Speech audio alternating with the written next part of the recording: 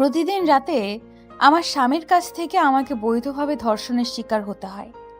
বিয়ের পর থেকে না চাইলেও প্রতি রাতে বিছানায় যেতে হয়। আমি হলাম তার ভোগের সামগ্রী। মাত্র 17 বছর বয়সে আমাকে বিয়ের পিঁড়িতে বসতে হয়েছে। আমি এই বিয়েতে রাজি ছিলাম না, তবুও বাবা চাচারা মিলে আমাকে জোর করে বিয়ে দিয়েছে।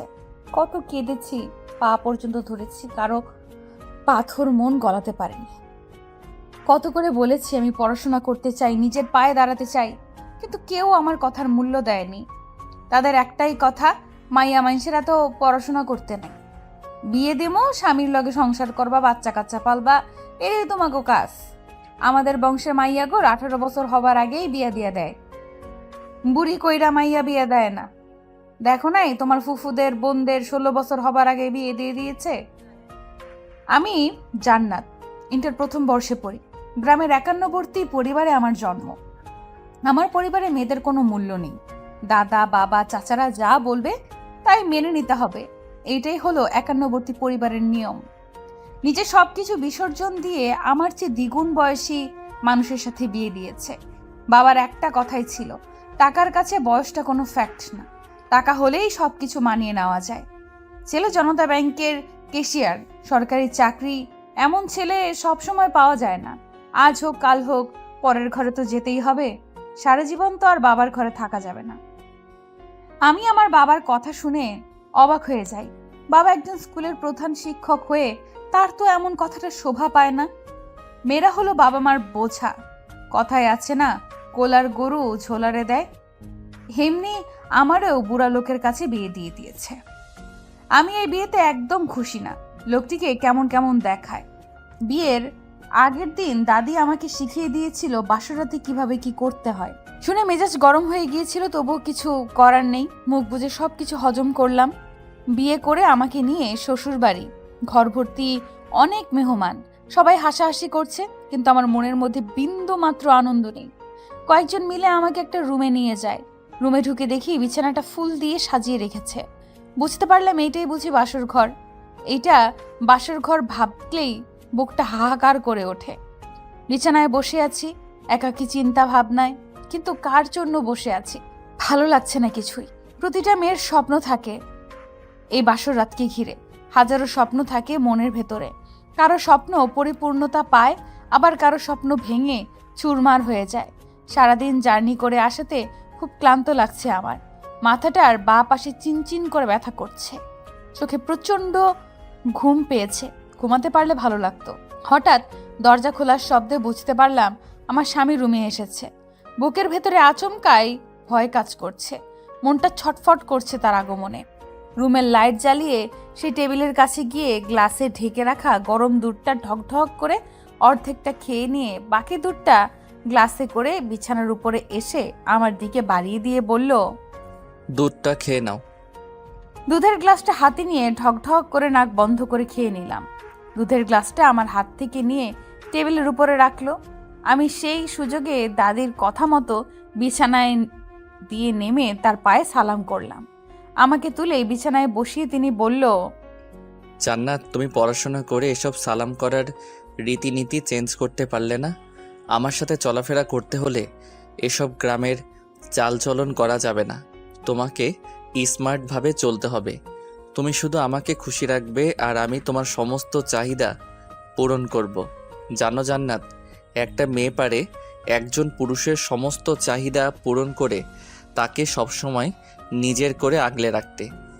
পুরুষদের তো একটাই চাহিদা, ওটা পূরণ করতে পারলে পৃথিবীর শ্রেষ্ঠ স্ত্রী হতে পারবে তুমি। বাসরাতে স্বামী নামক মানুষটির কাছ থেকে এমন কথা শুনে আমার এতটাই খারাপ লাগছিল যেটা কল্পনার বাহিরে। ইচ্ছে করছিল এখনই একে ডিভোর্স দিয়ে চলে যাই, কিন্তু আমাদের সমাজ বলে একটা কথা আছে, যার কারণে মুখ বুজে মেনে নিতে হবে। আমার সাথে আজকেই প্রথম তিনি কথা বলেছেন, আর প্রথম দিনেই তিনি বলে দিয়েছেন তার চাহিদা পূরণ করতে হবে। ভালোবাসা কি বাজারের পণ্য যে টাকা হলেই কেনা যায়? স্বামীর প্রতি স্ত্রীর ভালোবাসা আল্লাহর দান। একজন স্ত্রী তার সব কিছু উজাড় করে তার স্বামীকে ভালোবাসতে চেষ্টা করে, কিন্তু এটা কি শুনছি, নিজের চোখকে বিশ্বাস করতে পারছি না। জান্নাত, চুপ করে আছো কেন? কিছু বলছো না যে? রাত অনেক হয়েছে, চলো শুয়ে পড়ি। হুম। তুমি কি এত ভারী শাড়ি আর গহনা পরে ঘুমাবে? তাইলে তো আমার ঝামেলা হবে। কিসের ঝামেলা? বারে, আজকে তো আমাদের বাসর রাত, সেটা কি তুমি ভুলে গেছো? না। সোহান আমার হাতে একটা শপিং ব্যাগ ধরিয়ে দিয়ে বলল, এটার ভেতরে 2 পিস, একটা নাইটি আর পিল আছে। শাড়িটা চেঞ্জ করে এটা পরে এসো, আর ওষুধটা খেয়ে নাও। আমি জব নিয়েছি মাত্র 5 বছর, তাই এত তাড়াতাড়ি বাচ্চা নিতে চাচ্ছি না। প্যাকেটটা খুলে নাইটিটা হাতে নিতেই কেমন জানি লাগছে আমার। কোনোদিন এমন পোশাক পরিনি। তার উপরে পিল দেখে মেজাজ গরম হয়ে গেল। কি নিল আমার ঘাড় থেকে চুলগুলো সরিয়ে আলতো করে চুমু দেয়। এক পর্যায়ে বালিশের উপর শুইয়ে দেয়। তারপর আস্তে করে পেটের উপরে চুমু দিতেই আমি চুমুর স্পর্শে কেঁপে উঠি। সুহান আমাকে বলল, জান্নাত, আমি কি আজকে তোমার সাথে ফিজিক্যালি অ্যাটাচড হতে পারি, যদি তুমি অনুমতি দিতে? তার কথা শুনে আমি পুরো অবাক। এতক্ষণ যে মানুষটা নিজের মতো করে চুমু খাচ্ছিল, হঠাৎ সে অনুমতি চাইছে। জান্নাত, বলো না কেন? আমি আমার স্বামী, আপনি আমার স্বামী। আপনি চাইলে তো আমার সাথে ফিজিক্যাল অ্যাটাচড হতেই পারেন, এতে অনুমতির কিছু নেই। তাহলে তোমার সমস্যা তো নেই? না। তারপর সোহান আমার মাঝে ডুব দিল, আর আমিও তার মাঝে। কিন্তু আমাকে পেয়ে সোহান এত পরিমাণে আকৃষ্ট হয়েছিল যেন সেই রাতের জন্য নিজেকে ভুলে গিয়েছিল। তখন আমি উপলব্ধি করেছিলাম সোহানের ছোঁয়ায় কোনো ভালোবাসা ছিল না, ছিল শুধু চাহিদা মেটানোর। নিজের চাহিদা মেটানোর জন্য মরিয়া হয়ে গিয়েছিল। বারবার আমার সাথে ফার্স্ট টাইম ছিল বলে আমার খুব কষ্ট হচ্ছিল, কিন্তু সেদিকে সোহানের কোনো খেয়াল ছিল না। মুহূর্তের ভেতরে স্বামীর নামটার প্রতি অধিক থেকে অধিকতর ঘৃণা জন্ম হয়ে গিয়েছিল। সোহানের চাহিদা মিটে গেলে আমাকে ছেড়ে দিয়ে ক্লান্ত হয়ে অপর পাশ দিয়ে শুয়ে পড়ে। সারা রাত এক ফোঁটাও ঘুমাতে পারিনি। বুকের কষ্টটা মাটিতে চাপা দিয়ে লাগেজ খুলে কাপড় নিয়ে ওয়াশরুমে ঢুকে ঝর্ণার পানি ছেড়ে দিয়ে আয়নার সামনে দাঁড়িয়ে চিৎকার করে কাঁদতে লাগলাম। দীর্ঘ 1 ঘন্টা পানির নিচে দাঁড়িয়ে থেকে চুলগুলো টাওয়াল দিয়ে পেঁচিয়ে ওয়াশরুম থেকে বেরিয়ে আসলাম। রুমে এসে দেখি সুহান বালিশের ভেতরে মুখ গুজে ঘুমোচ্ছে। আস্তে আস্তে রুমে ঢুকে ড্রেসিং টেবিলের সামনে বসে চুলগুলো আনমনে আঁচড়াচ্ছি। দরজায় ঠকঠক শব্দে সোহান আড়মোড়া দিয়ে উঠে দরজাটা খুলে দিল। সোহানের বড় বোন এসে বলল, তোর সাথে দেখা করতে নিলয় এসেছে। তুমি ওকে বসতে বলো, আমি ফ্রেশ হয়ে আসছি। আপু চলে গেলে সোহান ওয়াশরুমে ঢুকে শাওয়ার নিয়ে বেরিয়ে এসে ড্রয়িং রুমে গেল। কেমন আছিস নিলয়? এই তো ভালোই। তুই যে বিয়ে করছিস আমাকে একটু জানালিও না। তুই এত হারামি কবে থেকে হলি? নিলয় প্লিজ, আমার কথাটা আগে শোন, তারপর তোর যা ইচ্ছা বলিস। মুখটা বাঁকা করে নিলয় বলল, হ্যাঁ বল, কি বলবি? বিয়েটা হঠাৎ করে হয়েছে, ইভেন আমি নিজেও জানতাম না। বিয়ের দিন জানতে পারি, তাই তোকে জানাতে পারিনি। এখন তুই বল, এখানে আমার দোষ কোথায়? তা অবশ্য ঠিক, হঠাৎ করে হলে জানানো সম্ভব হয় না, এটাই স্বাভাবিক। এখন বল তুই কি খাবি, গরম না ঠান্ডা? আমি কিছু খাবো না, মাত্রই নাস্তা করে চলে এসেছি। বিকেলে আবার জরুরি কাজে ঢাকার বাইরে যেতে হবে। আন্টি আঙ্কেল কেমন আছেন? মা ভালো আছেন, তবে বাবার শরীরটা একটু খারাপ। বয়স হয়েছে তো, শরীরে রোগ জমে গেছে। আমার কাজ শেষ করে ঢাকায় ফিরে বাবাকে আগে ডাক্তারের কাছে নিয়ে যাব। তাই কর। শোন, ভাবিকে একটু নিয়ে আয় তো, দেখা করে চলে যাব।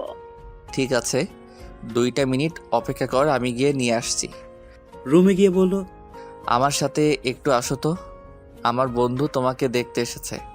আমি মাথায় ঘোমটা দিয়ে বিছানা দিয়ে নামতে যাব, তখনই সোহান বলল, জান্নাত, তুমি এত বড় ঘুমটা টেনে আমার বন্ধুর সামনে যাবে, কি বলবে ও বলো তো?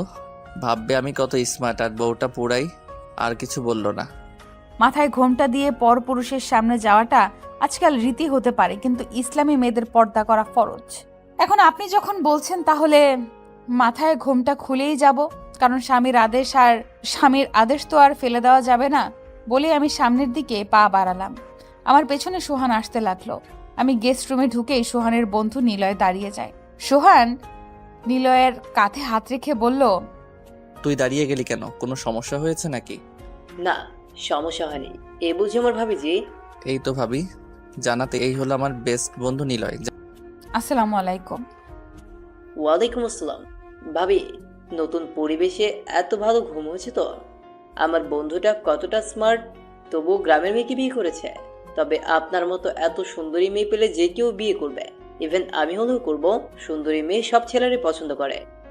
আসলে নতুন পরিবেশে কখনো মা বাবাকে ছেড়ে কোথাও রাত্রি যাপন করিনি, তাই রাতে ঘুমটা ভালো হয়নি। সকাল থেকে কিছুটা মাথা ব্যথা করছে। ভাবি, আপনার চুলগুলো তো সব ভিজে চপচপ করছে। সকালে গোসল করেছেন বুঝি? নিলয়ের কথাগুলো শুনে একদম ভালো লাগছে না। কি ধরনের কথা বলছে সে? আর আমার স্বামী দাঁড়িয়ে দাঁড়িয়ে কথাগুলো শুনছে আর হাসছে। দাঁতে দাঁত কেটে নরম গলায় বললাম, গতকালকে সারাদিন জার্নি করে আসাতে খুব ক্লান্ত ছিলাম, তার উপরে অনেক গরম, তাই সকালবেলায় গোসলটা সেরে নিলাম। ও আচ্ছা। ভাবি, আমি ভাবলাম অন্য কিছু। সোহানকে হালকাভাবে ধাক্কা মেরে বলল, কি শালা, বাসরাতে কিছু করিসনি? আচ্ছা, আপনারা কথা বলেন, আমি রুমে যাচ্ছি, মাথা ব্যথা করছে। হারছি আর ইচ্ছে মতো গালি দিচ্ছি। এটা কি বন্ধু নাকি অন্য কিছু? আগে জানতাম মেয়েদের নাকি লজ্জা শরম কম, তাই দুইটা বান্ধবী একসাথে হলে পরে হাজারো রকমের কথা নিয়ে আলাপ আলোচনা করে। কিন্তু এখানে তো দেখছি উল্টো। শরীরটা বড্ড খারাপ লাগছে, তার উপরে গতকালকে কিছু না খাওয়ার কারণে পেটের মধ্যে ইঁদুর দৌড়াচ্ছে। নিলয় সোহানকে বলল, তোর বউটা তো একদম কচি, বয়স তো মনে হয় 17 কি 18 হবে। এত পিচ্ছি মাইয়া তোর ওয়েট সামলাতে পারবে? সোহান বলল, হাসিস কেন বল আমাকে। জান্নাত পিচি হলেও খুবই সেক্সি। গতকালকে প্রথম দিনে আমার মন ভরিয়ে দিয়েছে। কি বলিস? কথাটা সত্যি? একদম। আমি নিজেও অবাক হয়ে গেছিলাম যে আমার ওয়েট মেয়েটা সহ্য করতে পারবে কিনা। প্রথমবার একটু সমস্যা হলেও পরে সব ঠিকঠাক ছিল। কয়েকবার মানে কি? বাসর রাতে এত? এই শালা, তুই কি আমার পরীক্ষা দিতে আসছিস? তোর না কাজ আছে, যা বাসায় গিয়ে সেগুলো কর। আমি জান্নাতের কাছে যাব। এখন তো তুই বিয়ে করেছিস, তাই সেখানে তো আর যাবি না। এখনো শিওর না, দেখা যাক সামনে কি হয়। বলেই সোহান বসা ছেড়ে উঠে চলে গেল। নিলয়কে বিদায় দিয়ে নিজের রুমে ঢুকে পেছন থেকে আমাকে জড়িয়ে ধরে সোহান। আমি পেছনে ফিরে সোহানকে দেখে বললাম, আপনার মোবাইলে টাকা আছে? আছে, কিন্তু কেন? বাবার কাছে কল দিব, খুব ইচ্ছে করছে কথা বলতে। ঠিক আছে, দাঁড়াও, আমি কল দিয়ে তোমাকে দিচ্ছি। সোহান কল দিয়ে আমাকে মোবাইলটা দিয়ে বলল, তুমি কথা বলো, আমি মায়ের কাছে যাচ্ছি। আচ্ছা। রিসিভ হতেই বাবার কথা শুনে হ্যালো বাবা বলতেই বাবা কেঁদে দিয়ে বলল, জান্নাত মা, কেমন আছিস তুই? শরীর ভালো তো? আমি কথা বলতে পারছিলাম না, কেমন জানি কষ্টে গলাটা আটকে যাচ্ছে। কাঁদো কাঁদো হয়ে বললাম, তোমাদের অনেক মনে পড়ে বাবা। আমি ভালো আছি, তোমরা কেমন আছো? জামাই কোথায়? মারে, নতুন জায়গা, নতুন পরিবেশ, সবার মন জয় করে চলবি। স্বামী যা বলবে তাই অক্ষরে অক্ষরে পালন করবি। তুই যাওয়ার পরে তোর মা অসুস্থ হয়ে পড়েছে, সারাদিনে কিছু মুখে দেয়নি। আজকে ডাক্তারের কাছে নিয়ে যাব। বাবা মায়ের কাছে দাও, কথা বলবো। সারা রাত ঘুমাতে পারেনি, একটু আগেই ঘুমিয়েছে। ঠিক আছে বাবা, ডাক্তার কি বলে আমাকে জানিও, এটা তোমার জামাইয়ের নাম্বার। বাবার সাথে কথা বলে ভীষণ খারাপ লাগছে আমার। মায়ের সাথে কথা বলার জন্য মনটা ছটফট করছে, খুব দেখতে ইচ্ছে করছে, কিন্তু এটা তো কোনোভাবেই সম্ভব না। সোহানের ছোট বোন সাথে এসে নাস্তা খেতে ডাক দিল। ভাবি, সবাই তোমার জন্য অপেক্ষা করছে। চলো। আমি মাথায় ঘুমটা দিয়ে ডাইনিং রুমে ঢুকলাম। সোহান আমার দিকে ভ্রু কুচকে তাকায়। আমি দেখেও না দেখার ভান করে চেয়ারে বসলাম। সোহানের মা একে একে সবাইকে নাস্তা বেড়ে দিয়ে তিনি আমার পাশে দাঁড়িয়ে আছেন। টেবিলে ভর্তি লোকজন। খুব লজ্জা লাগছে এতগুলো লোকের সামনে বসে খেতে, কিন্তু কিছু করার নেই। সোহান নাস্তা খেয়ে উঠে গেল, একে একে সবাই চলে যায়, আমি সবার শেষে রয়ে গেলাম। আমার খাবার দেখে সোহানের মা রহিমা বেগম বলল, কি রে মা, তুই তো কিছুই খাচ্ছিস না, তোর কি লজ্জা লাগছে? না মা, ঠিক আছি। সাথী এসে কাঁধের উপর হাত রেখে বলল, মা, তুমি ঠিকই বলেছ, ভাবি মনে হয় ভীষণ লজ্জাবতী। আসলে ভাবি, তুমি আমার চেয়ে বয়সে ছোট, তবুও তোমাকে ভাবি বলতে আমার খুবই ভালো লাগছে। জানো ভাবি, তোমাকে প্রথম দেখেই বাবার খুব পছন্দ হয়। পরে যখন তোমার বয়সটা জানতে পারে তখন কিছুটা পিছুপা হয়ে যায়।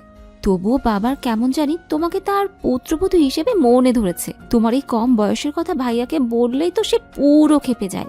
বাবাকে বলে আমি কোনো বাচ্চা মেয়েকে বিয়ে করতে পারবো না। যখন বাবা এক ধমক দেয় তখনই ভাইয়া রাজি হয়ে যায়। সাথীর কথা শুনে আমার খুব হাসি পায়, আবার কান্নাও আসে। যে মানুষটা এত কম বয়সী মেয়েকে বিয়ে করতে চায়নি, অথচ সে প্রথম দিনেই এইভাবে আচরণ করেছে, তাতে আমি মারা যেতেও পারতাম। সাথী, তুমি কি সবার ছোট? হ্যাঁ ভাবি, আমি সবার আল্লাদি।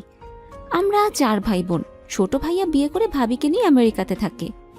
বছরে একবার করে দেশে এসে বেশিটা সময় শ্বশুর বাড়িতেই কাটিয়ে দেয়। তাই তাদেরকে আমরা কেউই পছন্দ করি না। এক কথায় বলতে পারো, আগে নিজেকে কল্পনা করে তারপর রাগ করতে আসিস। আমি তখন উপলব্ধি করতে পারলাম ভাবি। ভাবলাম আসলেই তো, একটা মেয়ে তার পুরো পরিবারকে ছেড়ে অচেনা একটা পরিবারে আসে, সেখানে যদি তাকে ভালোবাসা না দেওয়া হয় তাহলে তার দুঃখ রাখার মতো কোনো জায়গা থাকে না। সুহান দরজার সামনে দাঁড়িয়ে সাথীকে ডাক দিয়ে বলল, তোদের গল্প শেষ হয়েছে, তাহলে জান্নাতকে পাঠিয়ে দিস। সুহানের কথাটা আমার কাছে বেমানান লাগছে। বিয়ে হলো মাত্র 1 দিন, তার ভেতরে বোনের কাছ থেকে আমাকে ডেকে নিচ্ছে। তার লজ্জা না থাকতে পারে, কিন্তু আমার তো আছে। রুমে এসে দেখি পায়ের উপর পা তুলে বিছানায় শুয়ে শুয়ে পা দুটো নাড়াচ্ছে। রুমে ঢুকতে ঢুকতে সোহানকে উদ্দেশ্য করে জিজ্ঞেস করলাম, জান্নাত, তোমার কি বুদ্ধিশুদ্ধি লোপ পেয়েছে নাকি? তুমি ডাইনিং টেবিলে এভাবে এত বড় ঘুমটা টেনে দিয়ে গেছো কেন? শোনো, এটা তোমার গ্রামের পরিবেশ না।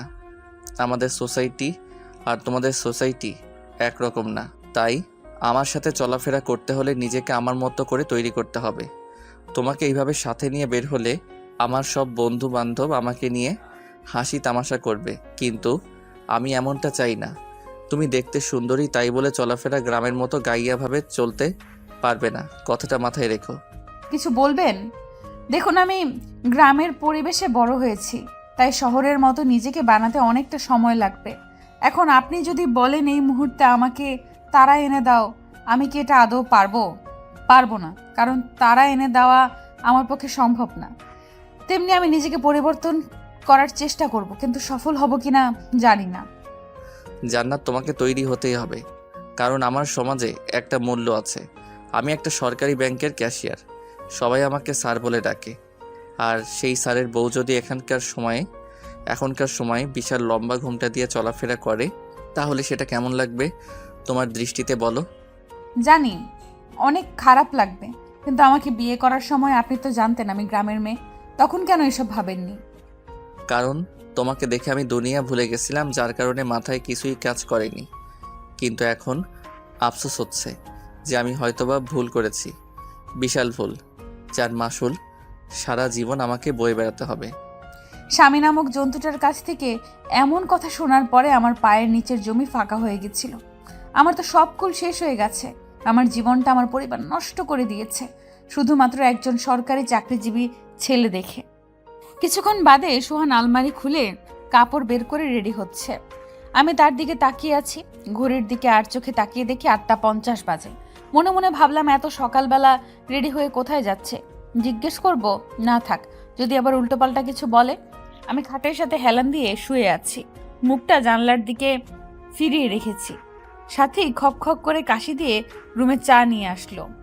সোহানকে রেডি হতে দেখে বলল, ভাইয়া, তুমি এত সকালে রেডি হয়ে কোথায় যাচ্ছ? ব্যাংকে যাব। আজকে তুমি ব্যাংকে যাবে মানে? তুমি না 7 দিনের ছুটি নিয়েছো? ছুটি নিয়েছি তো কি হয়েছে, আমার জরুরি কাজ আছে, তাই যাওয়া লাগবে। ভাবিকে একা রেখে যাওয়াটা কি ঠিক হবে এই মুহূর্তে? তোর ভাবি, তুই সামলা, আমি কাজে যাচ্ছি। সাথীর চায়ের মগ দুটো হাতে নিয়ে আমাকে একটা দিয়ে আরেকটা নিজে খেতে লাগলো।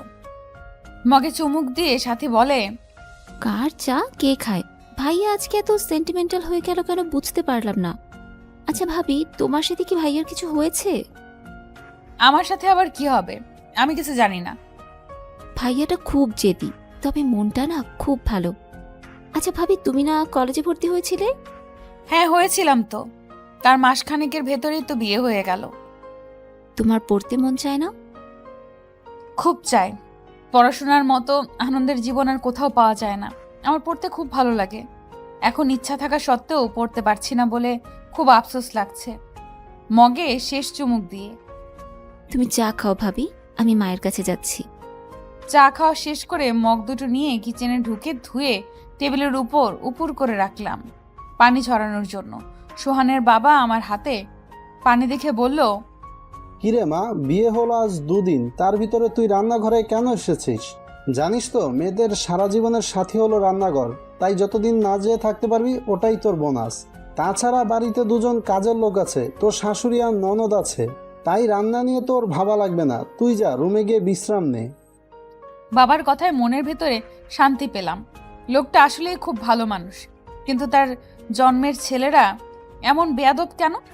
কাউকে তো সম্মান দেয়ই না, মা বাবাকে দেয় কি না আল্লাহ ভালো জানে।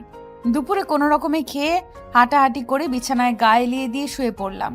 বিকেল 5:30 দিকে সাথীর ডাকে ঘুম ভাঙলো আমার। শোয়া থেকে উঠে আস্তে আস্তে দরজার কাছে গিয়ে বললাম, দাঁড়িয়ে কেন, ভেতরে আসো। না ভাবি, ভেতরে আসতে পারবো না, তুমি আমার সাথে আসো, আমরা ছাদে যাব। এখন? হ্যাঁ, বিকালে রৌদ্রের তাপ কমে গেলে ছাদে হাঁটতে ভালো লাগে, মনের মাঝে স্বস্তি ফিরে আসে। যেন ভাবি, আমার মন খারাপ হলে না আমি ছাদে যাই, খুব ভালো লাগে। আচ্ছা ভাবি, তোমাকে যদি কলেজে ভর্তি করে তাহলে তুমি পড়াশোনা কি করবে? সাথীর কথায় অবাক হয়ে চমকে উঠলাম। আমতা আমতা করে বললাম, তুমি কি সত্যি বলছো নাকি মিথ্যা বলছো? যদি সত্যি বলে থাকো তাহলে বলবো হ্যাঁ, আমি পড়াশোনা করতে চাই, আমার চাকরি করার খুব ইচ্ছা। এ মা, ভাবি চাকরি করার কথা ভুলেও মুখে আনবে না। আমরা সবাই মেয়েদের চাকরিকে সাপোর্ট দিই, কিন্তু ভাইয়া পছন্দ করে না। তিনি যদি জানতে পারে তুমি পড়াশোনা করে চাকরি করতে চাও, তাহলে এখানেই পড়াশোনা করার কথাটাকে কবর দিতে হবে। আমার ভাইয়ের এক কথা, মেয়েরা শুধু সংসার করবে, বাচ্চা দেখাশোনা করবে, সাথে স্বামীর দেখাশোনা করবে। চাকরি করলে মেয়েদের নাকি চোখ ফুটে যায়, তারা পরকীয়ায় লিপ্ত হয়ে যায়। সাথীর কথা শুনে মুখ চেপে হাসলাম। আমি তো ভাবছিলাম সোহান সামাজিক, কিন্তু এখন তো দেখছি পুরাই অসামাজিক। তার মন মানসিকতা তো সেকেলের মানুষদের মতো। সাথে শোন, তোর ভাই যেহেতু মেয়েদের পড়াশোনাকে ভালো চোখে দেখে না, তাই এসব শুনে আমিও পড়াশোনা করতে চাই না। আমি সংসারে ঝামেলা চাই না, ঝগড়াঝাটি একদমই পছন্দ না। আচ্ছা, আমি মায়ের সাথে এ ব্যাপারে কথা বলবো। ভাবি, এখন প্লিজ চলো না, ছাদে যাই। চলো। সাথীকে সাথে নিয়ে ছাদে উঠলাম। কিছুক্ষণ ছাদে ঘোরাঘুরির পরে সাথীকে বললাম, সত্যি তোমাদের ছাদটা খুব সুন্দর। সন্ধ্যার পরে আরো ভালো লাগে চারদিকের পরিবেশটা। সাথী, ছাদটা তো খালি পড়ে আছে, এখানে বিভিন্ন ফলের গাছ, ফুলের গাছ, সবজির গাছ তো লাগাতে পারো। নিজের গাছের তাজা জিনিস খাওয়ার মজাই আলাদা। থাকলে মন্দ হতো না, কিন্তু কে লাগাবে বলো? কারো কাছে তো সময় নেই। এখন থেকে আমি লাগাবো, আমার বাগান করার খুব শখ। সত্যি ভাবি, তুমি লাগাবে? তাহলে তো ভালোই হবে, তাজা সবজি খেতে পারবো। মাগরিবের আজান কানে ভেসে আসতে আমি সাথীকে বললাম, আজান দিচ্ছে, চলো আমরা নিচে যাই। নিচে নেমে আমি আমার রুমে ঢুকে অজু করে নামাজ আদায় করে মায়ের রুমে ঢুকলাম। মা জায়নামাজে বসে তসবিহ পড়ছে। আমি আমার আওয়াজ শুনে কিছুক্ষণ পরে বলল, জান্নাত, কিছু বলবি? না, একা একা রুমে ভালো লাগছে না, তাই আপনার সাথে গল্প করতে চলে আসলাম। বেশ, তো তুই তোর রুমে গিয়ে বস, আমি কিছুক্ষণ পরেই তোর কাছে আসছি। আচ্ছা মা। কিছুক্ষণ পরে মা ট্রেতে করে খাবার নিয়ে এসে বিছানার উপর রাখলো। মা, আপনি এসব কেন করলেন? আমার তো পেট ভরা। সেই দুপুরবেলা কাকের ঠোঁটে করে ভাত খেয়েছিস, সেগুলি কি এখনো তোর পেটে আছে? বেশি কথা না বলে ফলগুলো খেয়ে নে। মায়ের কথা মতো ফল খাওয়া শুরু করলাম। মা কফি খেতে খেতে বলল, জান্নাত, তোর সাথে আমার কিছু কথা ছিল। জি মা, বলুন। আমি যদি তোকে কলেজে ভর্তি করি তাহলে তোর আপত্তি আছে? না মা, আমার পড়াশোনা করতে ইচ্ছে করে। আমি সেটা তোর ভাবভঙ্গি দেখেই বুঝতে পারছি। তাছাড়া সোহানের বাবা এত কম বয়সী এবং অল্প শিক্ষিত মেয়ের সাথে ছেলেকে বিয়ে করিয়েছে বলে সবাই এটা নিয়ে খুব হাসাহাসি করছে। অনেকে রাগ করে বিয়েতে আসেনি, যদিও ঘরোয়াভাবে বিয়েটা অনুষ্ঠান করেছি। সোহানের ছোট ভাইয়ের কথা তো সাথে তোকে বলেছে, তবুও আমি আরেকটু বলছি। আমার ছোট ছেলে রিলেশন করে বিয়ে করেছে, তারই ক্লাসমেট ঋতুকে। বিয়ে করে আমাদের জানায়নি। বিয়ের 5 বছর পর যখন সজল আমেরিকাতে চাকরি হয়, তখন আমরা বিষয়টা জানতে পারি। এটা নিয়েও আমাদের আত্মীয় স্বজনরা হাসি ঠাট্টা করেছে যে বড় ভাই থাকতে ছোট ভাই আগে কেন বিয়ে করেছে। তাহলে কি বড় ভাইয়ের সমস্যা আছে? কিন্তু বিশ্বাস কর, সোহানের মতো ছেলেকে আমি পেটে ধরে গর্বিত। ওর মতো ছেলে হয় না। এখন আমি জীবনের চরম বাস্তবতার মুখোমুখি হয়ে দাঁড়িয়ে আছি। আমার কাছে দুইটা রাস্তা খোলা আছে, এক আত্মহত্যা করা, দুই তোকে শিক্ষিত করে সবার মুখে চুনকালি দেওয়া। সবার সাথে আমি চ্যালেঞ্জ করেছি তোকে আমি শিক্ষিত করব। তার জন্য আমাকে যতটা কঠোর হতে হয় আমি হব। তুমি কি চাচ্ছ বলো তো? আমি কিছুই চাচ্ছি না। তাহলে পিল খাওনি কেন? ইচ্ছে করে না। এখানে আসো। ভালো লাগছে না। প্লিজ আসো। আজ থাক না, মনটা খারাপ লাগছে। তারপর আমাকে জোর করে বিছানায় টেনে নিয়ে শুরু হয় শরীরের খেলা, যেখানে শুধুমাত্র একতরফা চাহিদা ছিল। সোহান দৈহিক চাহিদা মিটিয়ে ওঠে। আমার একদম ভালো লাগছিল না, তবুও জোর করে। রাত এখন 3:45 বাজে। সোহান বিছানার বালিশের ভেতরে মাথা রেখে পড়ে পড়ে শান্তির ঘুম ঘুমাচ্ছে। কয়েক রাত না ঘুমানোর কারণে মাথাটা চিনচিন করে ব্যথা করছে। বিছানা দিয়ে নেমে ধীরে ধীরে ওয়াশরুমে ঢুকে সমস্ত শরীরে সাবান দিয়ে ঘষে ঘষে পরিষ্কার করে নিচ্ছি। ব্যথায় কুঁকড়ে যাচ্ছি। সমস্ত শরীর বিষের মতো ব্যথা হয়ে আছে। হাত পা নাড়াতে পারছি না। সমস্ত শরীরে নখের আঁচড়ের দাগ স্পষ্ট ফুটে উঠেছে। ড্রয়ারের উপরে নিউসিন মলমটা পেয়ে ক্ষত জায়গায় লাগিয়ে চুপ করে হাঁটুর ফাঁকে মাথা লুকিয়ে বসে আছি। শাওয়ার নেওয়ার পরে অজু করে বেরিয়ে এসেছি। ফজর আজান কানে বাজতেই ফ্লোরে জায়নামাজ বিছিয়ে নামাজ আদায় করি। তারপর ফ্লোরে চাদর বিছিয়ে শুয়ে পড়লাম। সকালের সূর্যের আলোর রোশনি চোখে পড়তেই ঘুম ভেঙে যায়। হঠাৎ মনে পড়ল গতকালকে তো বাবা আর কল দেয়নি, কিন্তু কি করে তাকে বলবো বুঝতে পারছি না। যদি আবার রাগ করে? বলবে করেও বলা হয়নি আর। সোহানের ঘুম ভাঙলে আমাকে ইশারায় ডাক দিয়ে বলল, যাও আমার জন্য 1 কাপ কফি বানিয়ে নিয়ে এসো। সোহানের কথা মতো কফি বানিয়ে এনে তার হাতে দিলাম। কফির মগে চুমুক দিয়ে আমাকে বলল, এত চিনি দিছো কেন? এরপর থেকে আরো কমিয়ে দিবে। 1 চামচ দিচ্ছি তো। আধা চামচ দিবে।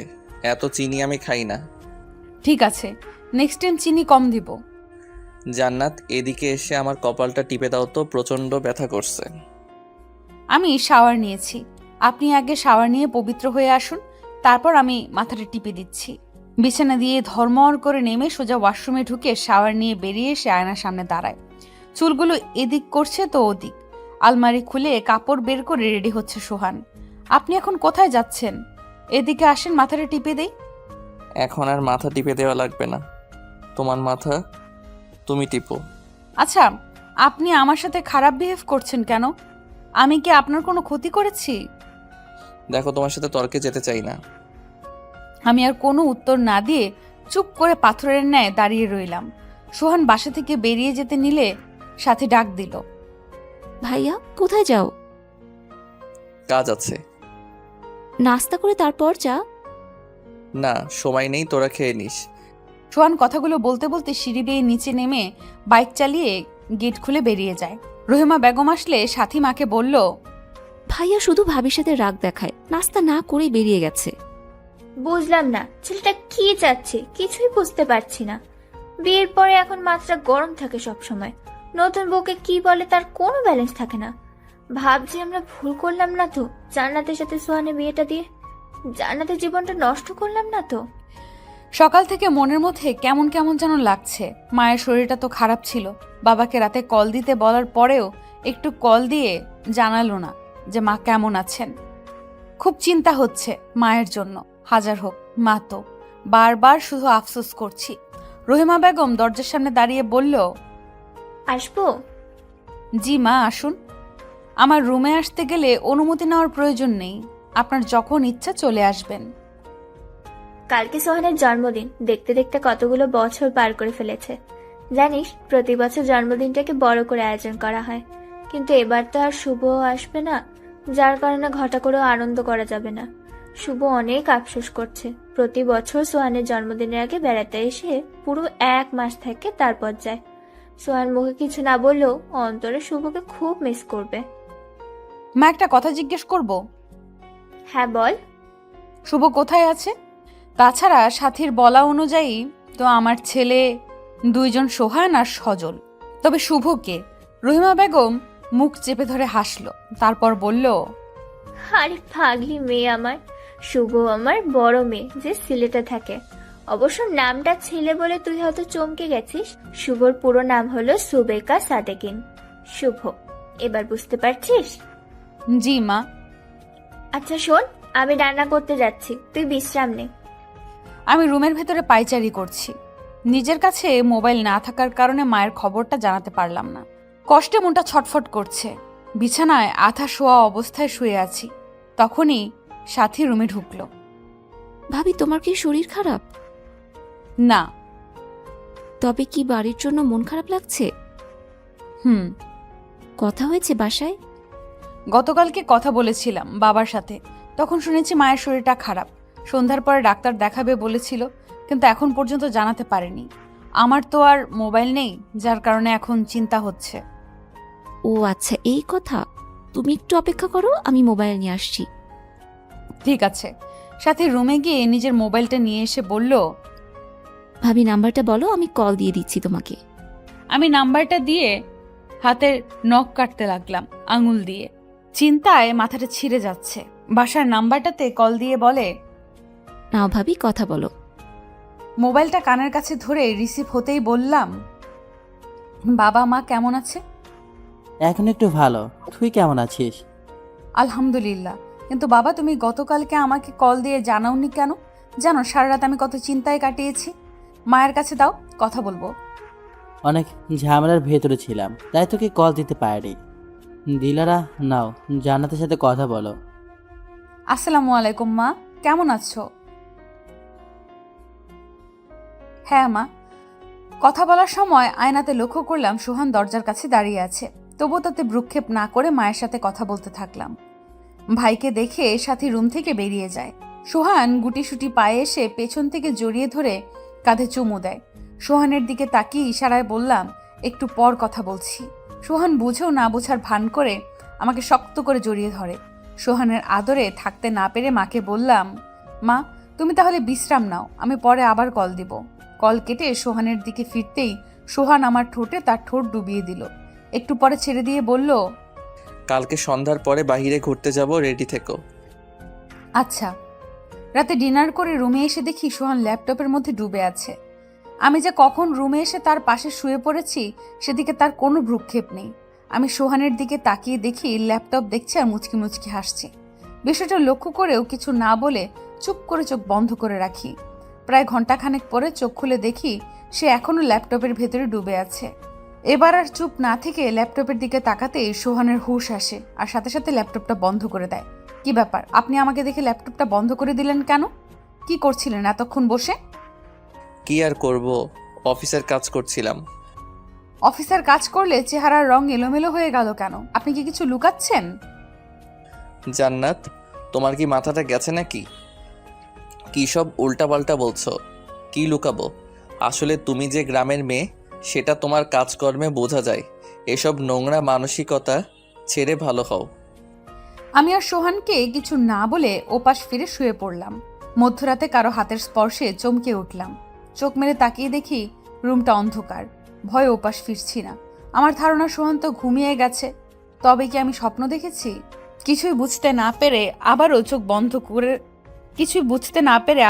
বন্ধ করলাম। তবে এবার মনের ভেতরে ভয় ঢুকে গেছে। কিছুক্ষণ এইভাবে চুপ করে থাকলাম।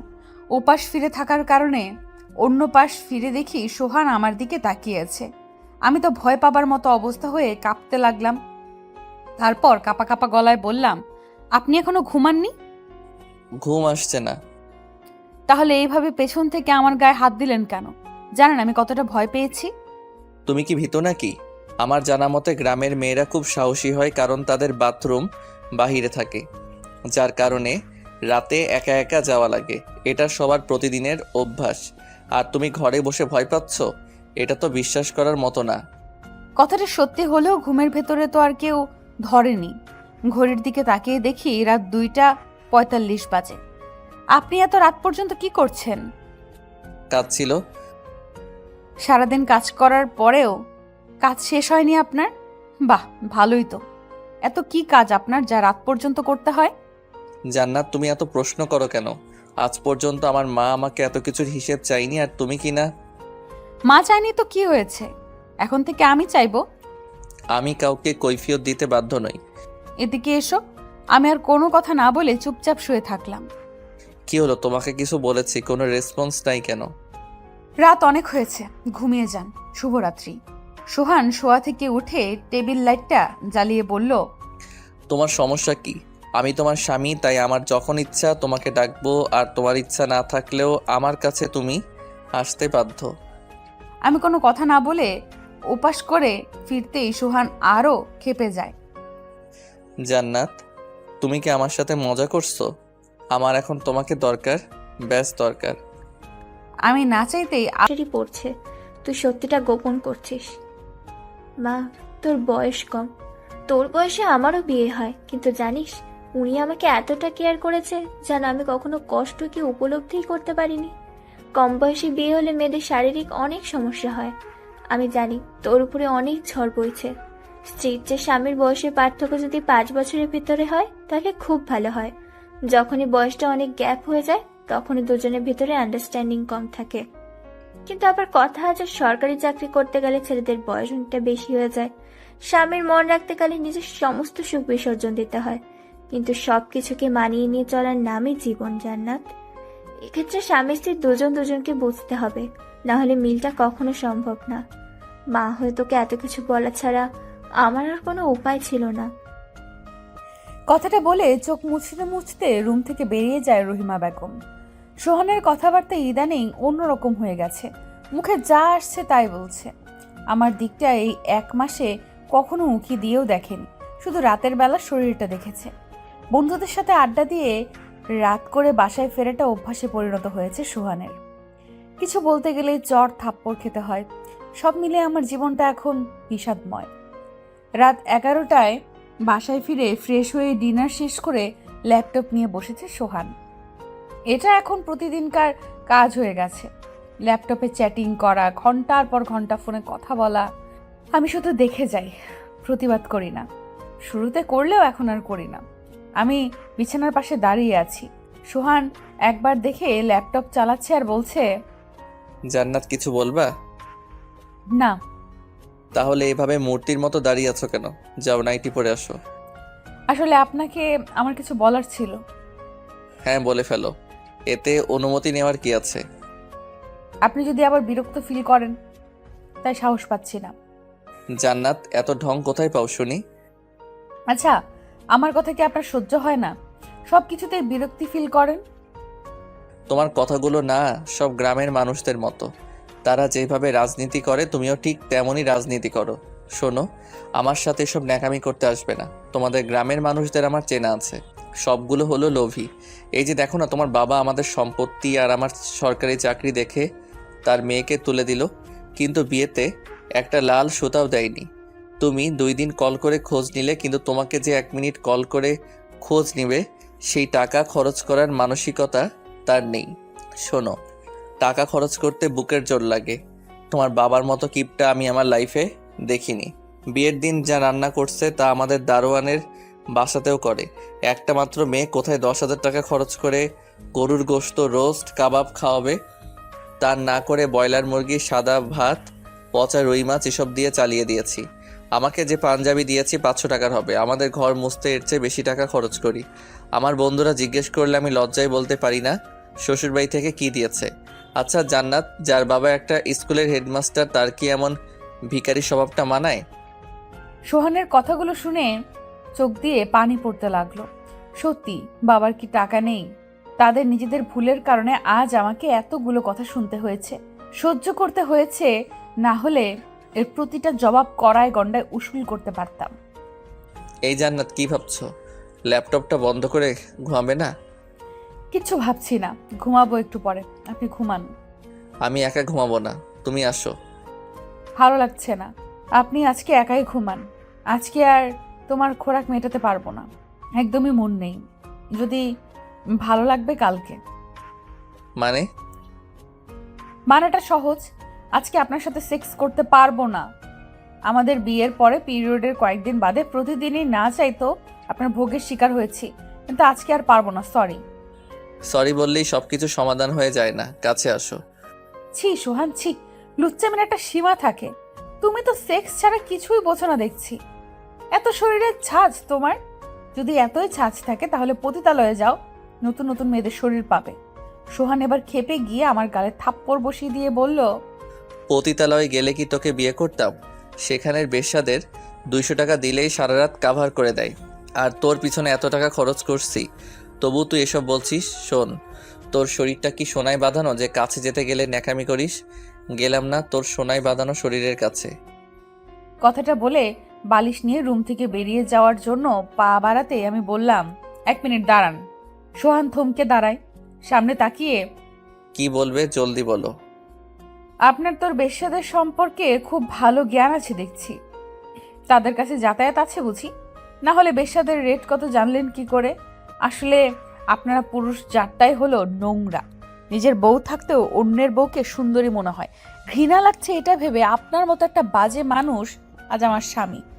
আপনার ভাগ্য ভালো আমার বাবা ভালো মানুষ না, কারণ আমি ছিলাম তাদের গলার কাটা।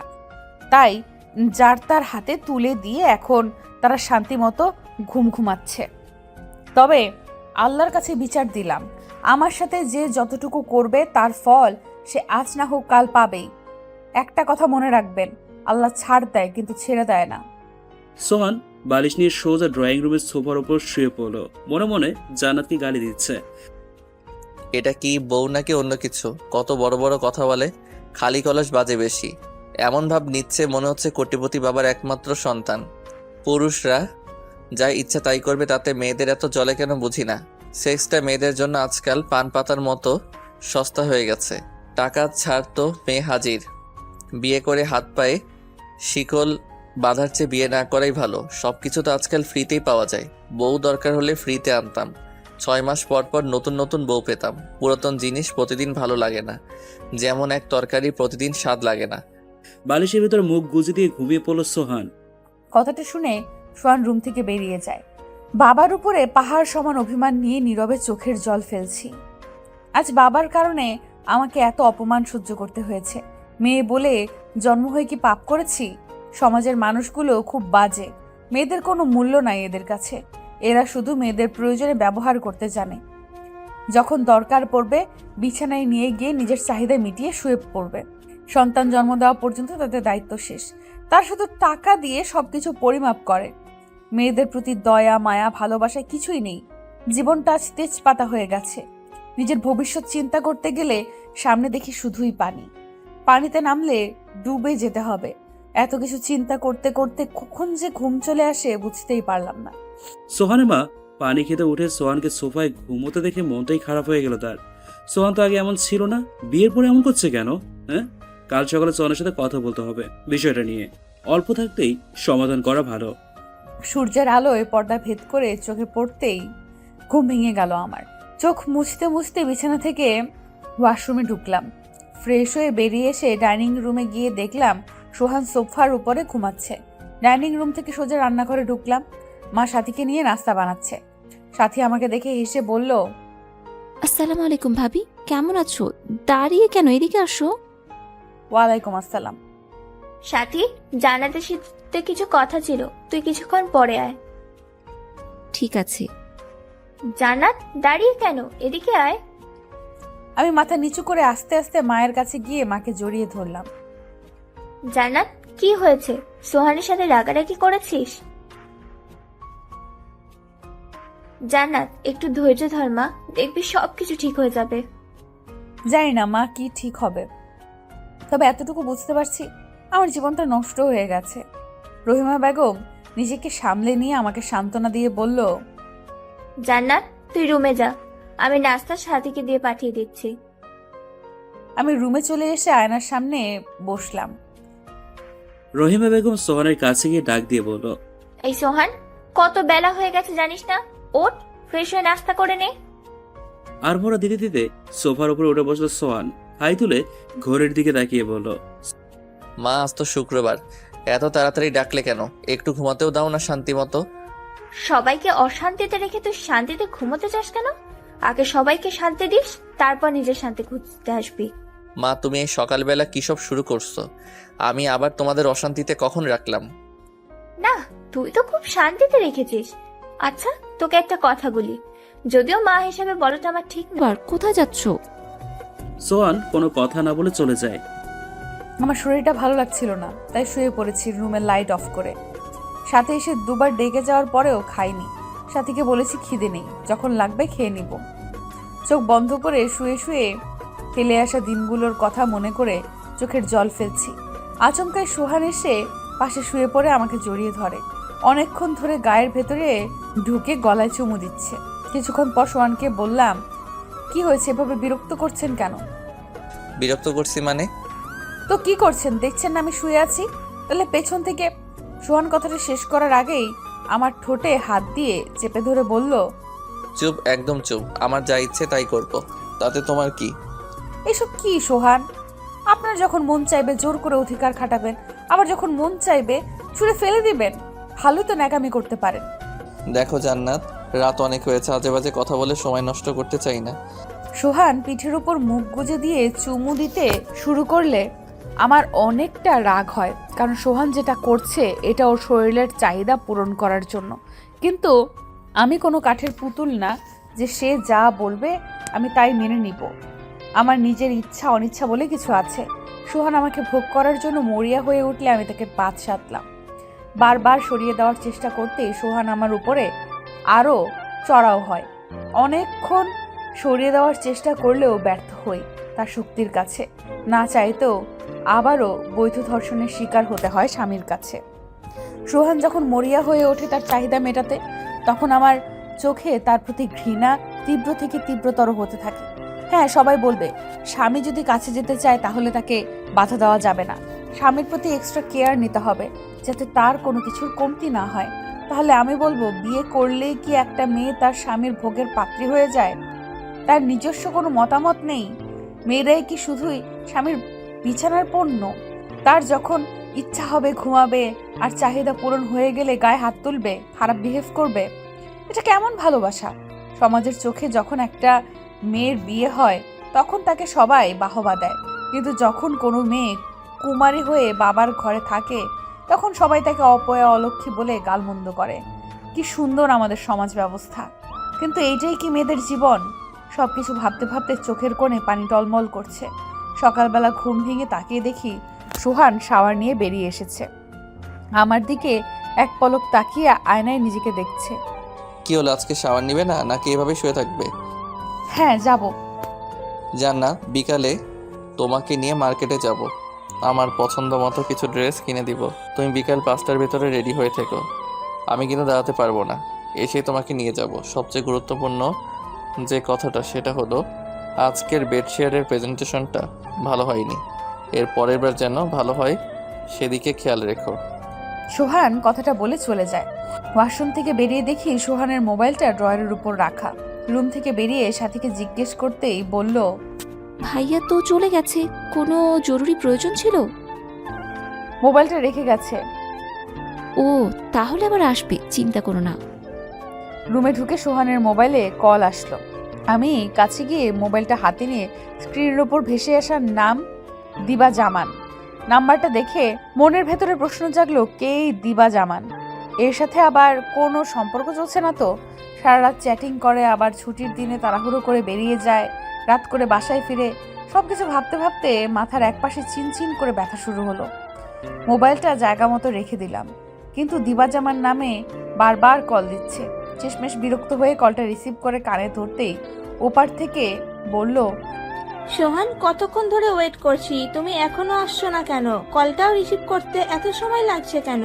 তুমি না আসলে আগে জানাবে তো। আমি বাসা দিয়ে কত কাহিনী বানিয়ে বের হয়েছি, এমনিতেই বাসায় আমাকে সন্দেহ করছে। কথাগুলো শুনে কলটা কেটে দিয়ে ধপাস করে বিছানার উপর বসে পড়লাম। তার মানে সোহানের কারোর সাথে চক্কর চলছে? এত বড় প্রতারণা আমার সাথে! কিছুক্ষণ পরে বসা থেকে উঠে আস্তে আস্তে ড্রয়ারের উপর মোবাইলটা রাখতেই হাত পা সমানে থরথর করে কাঁপতে লাগলো। মনে হচ্ছে পায়ের নিচের মাটি সরে গিয়েছে। মাথাটা হঠাৎ করে ব্যথা করতে লাগলো। এত চিন্তা করলে কি কোনো মানুষ সুস্থ থাকতে পারে? হাজারো চিন্তায় মনটা গলা কাটা মুরগির মতো ছটফট করছে। মাথা ঘুরিয়ে ফ্লোরে পড়ে যাওয়ার আগে কোনোভাবে পাশে থাকা চেয়ারের উপর ধপাস করে বসে পড়লাম। গলাটা শুকিয়ে কাঠ হয়ে গেছে। পানি খাওয়াটা খুব জরুরি। চেয়ার ধরে বিছানার পাশে রাখা জগ থেকে পানি গ্লাসে ঢেলে ঢকঢক করে খেয়ে আস্তে করে বিছানার উপর বালিশে মাথা রেখে চোখ বন্ধ করে শুয়ে থাকলাম। এইভাবে ঘন্টাখানেক শুয়ে থাকার পরে চোখ মেলে তাকিয়ে দেখি চারদিক অন্ধকারে ছেয়ে গেছে। বাইরে হালকা হালকা করে বাতাস বইছে, সাথে গুড়ি গুড়ি বৃষ্টি শুরু হলো। এখন অনেকটা ভালো লাগছে। তাই রান্নাঘরে মায়ের কাছে গিয়ে দেখি তার মুখ ভার হয়ে আছে। বুঝতে পারলাম ছেলের জন্য চিন্তায় পড়েছে। তার ছেলের কর্মকাণ্ডের কথা যদি জানতে পারে তবে লজ্জায় মুখ দেখাতে পারবে না সে। সমস্ত কষ্ট বুকের ভেতর চাপা দিয়ে মাকে বললাম, মা আজকে কি রান্না করবেন? সোহানের জন্মদিনে কোনো কিছুর আয়োজন তো করিনি, যার কারণে সাথী বলল বিরিয়ানি, রোস্ট, কাবাব আর ফিরনি রান্না করতে। মা আপনাকে সাহায্য করতে চাই, তাই বলুন কি করব? তোর কিচ্ছু করা লাগবে না, তুই গিয়ে টিভি দেখ। একা একা টিভি দেখতে ভালো লাগে না। নতুন জায়গা তো তাই এমন লাগছে, তবে কিছুদিন গেলে ঠিক হয়ে যাবে। জান্নাত, আমি তোর বাবাকে কল করে বলে দিয়েছি বোর্ডে গিয়ে যেন তোকে ট্রান্সফার করে আমাদের এখানে কলেজে করিয়ে দেয়। যত টাকা লাগে আমি দিব তোকে। আপনার ছেলে কিছু বলবে না? সেটা আমি ম্যানেজ করে নিব, তুই শুধু পড়াশোনাটাকে নিয়ে ভাব। মায়ের কথা শুনে আনন্দে চোখের কোণে পানি চলে এসেছে। মা দেখার আগেই চোখের পানি মুছে নিয়ে নীরবে রান্নাঘর থেকে বেরিয়ে ড্রয়িং রুমে টিভি অন করে বসলাম। রিমোট দিয়ে একের পর এক চ্যানেল ঘোরাচ্ছি, কিন্তু দেখার প্রতি কোনো আগ্রহ পাচ্ছি না। তবুও চ্যানেল ঘুরিয়েই যাচ্ছি। কিছুক্ষণ ঘোরানোর পরে টিভি অফ করে ওয়াশরুমে ঢুকলাম। ঝর্ণার নিচে হাত পা মেলে দিয়ে বসে আছি পানির নিচে। 1 ঘন্টা ভেজার পরে ওয়াশরুম থেকে বেরিয়ে ভালো করে চুলগুলো মুছে দিয়ে ব্যালকনিতে টাওয়ালটা মেলে দিলাম। ব্যালকনিতে ছোট ছোট টব রাখা, আর তাতে টাইম ফুল গাছ, লজ্জাপতি, গোলাপ আর একটা বড় টবে লেবু গাছ। গাছগুলোর অবস্থা খুব খারাপ, শুকিয়ে কাঠ হয়ে গেছে।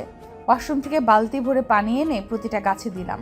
সাথে সাথে ভাবি ভাবি করে সমস্ত রুম খুঁজতে খুঁজতে হয়রান হয়ে গিয়ে অবশেষে ব্যালকনিতে গিয়ে পেছন থেকে জড়িয়ে ধরে বলল, ভাবি তুমি এখানে আর আমি তোমাকে সমস্ত রুম খুঁজে বেড়াচ্ছি। আমি তোমার ডাক শুনিনি, গাছে পানি দিচ্ছি তো, যার কারণে এদিকেই খেয়াল ছিল। বেশ তো, আমি কি তোমাকে কিছু বলেছি? না। তোমার গাছের পরিচর্যা শেষ হলে আমার সাথে চলো, তোমাকে একটা জিনিস দেখাবো। চলো। সাথে সাথে ওর রুমে ঢুকলাম। ভাবি তুমি বিছানার উপর বসো, আমি আসছি। ঠিক আছে। আমি বিছানার উপরে বসে রুমটার দিকে চোখ বুলালাম।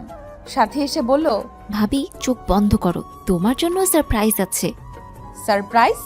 হ্যাঁ, আগে চোখ বন্ধ করো, তারপর দেখো। আমি চোখ বন্ধ করতেই সাথী আমার গলায় কিছু একটা পরিয়ে দিল। চোখ খুলে দেখি স্বর্ণের চেন। সাথে চেনটা কার? আগে আমার ছিল, এখন তোমাকে গিফট করলাম। বিয়েতে তো আমি কিছুই দেইনি, যার কারণে এতদিন এটা যত্ন করে রেখে দিয়েছি। ওয়েট করছিলাম তুমি ছোট ভাবির মতো কিনা। যখন দেখলাম তুমি তার মতো না, তাই সিদ্ধান্ত নিলাম এই চেনটা একমাত্র তুমিই পাওয়ার যোগ্য। তুমি তাহলে কি পরবে? তাছাড়া বড় ভাবি হয়ে ছোট ননদিনীরটা নেওয়াটা কি ঠিক হবে?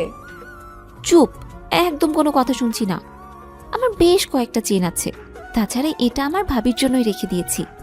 সোহানের মা এসে বলল, জান্নাত, তুই এত ফাজলামি করিস কেন? সাথে যদি শখ করে কিছু দিয়ে থাকে সেটা তুই অমত করার কে? একদম কথা বলবি না। আমি উঠে গিয়ে মাকে সালাম করে রুমে চলে গেলাম। বিকেল 4:40 সোহান বাসায় এসে রুমে ঢুকে প্রথমে মোবাইলটা হাতে নিল। কিছুক্ষণ ঘাটাঘাটির পরে আমার দিকে রাগান্বিতভাবে তাকায়। জান্নাত, তুমি আমার মোবাইলে হাত দিয়েছো কেন? তুমি জানো না বিনা অনুমতিতে কারো মোবাইল ধরাটা ঠিক না? ধরছি বলে কি হয়েছে?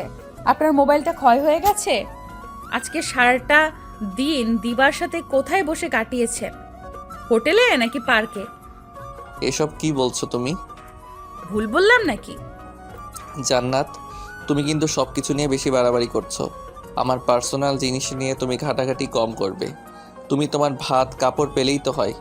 ভাত কাপড় দিলেই কি স্বামীর দায়িত্ব শেষ? হ্যাঁ, শেষ। আপনি বললেই হবে নাকি? আপনি স্বামী হয়েছেন তো কি হয়েছে? আপনার যা মন চাইবে তাই করবেন, আর আমি সেটা মেনে নেব?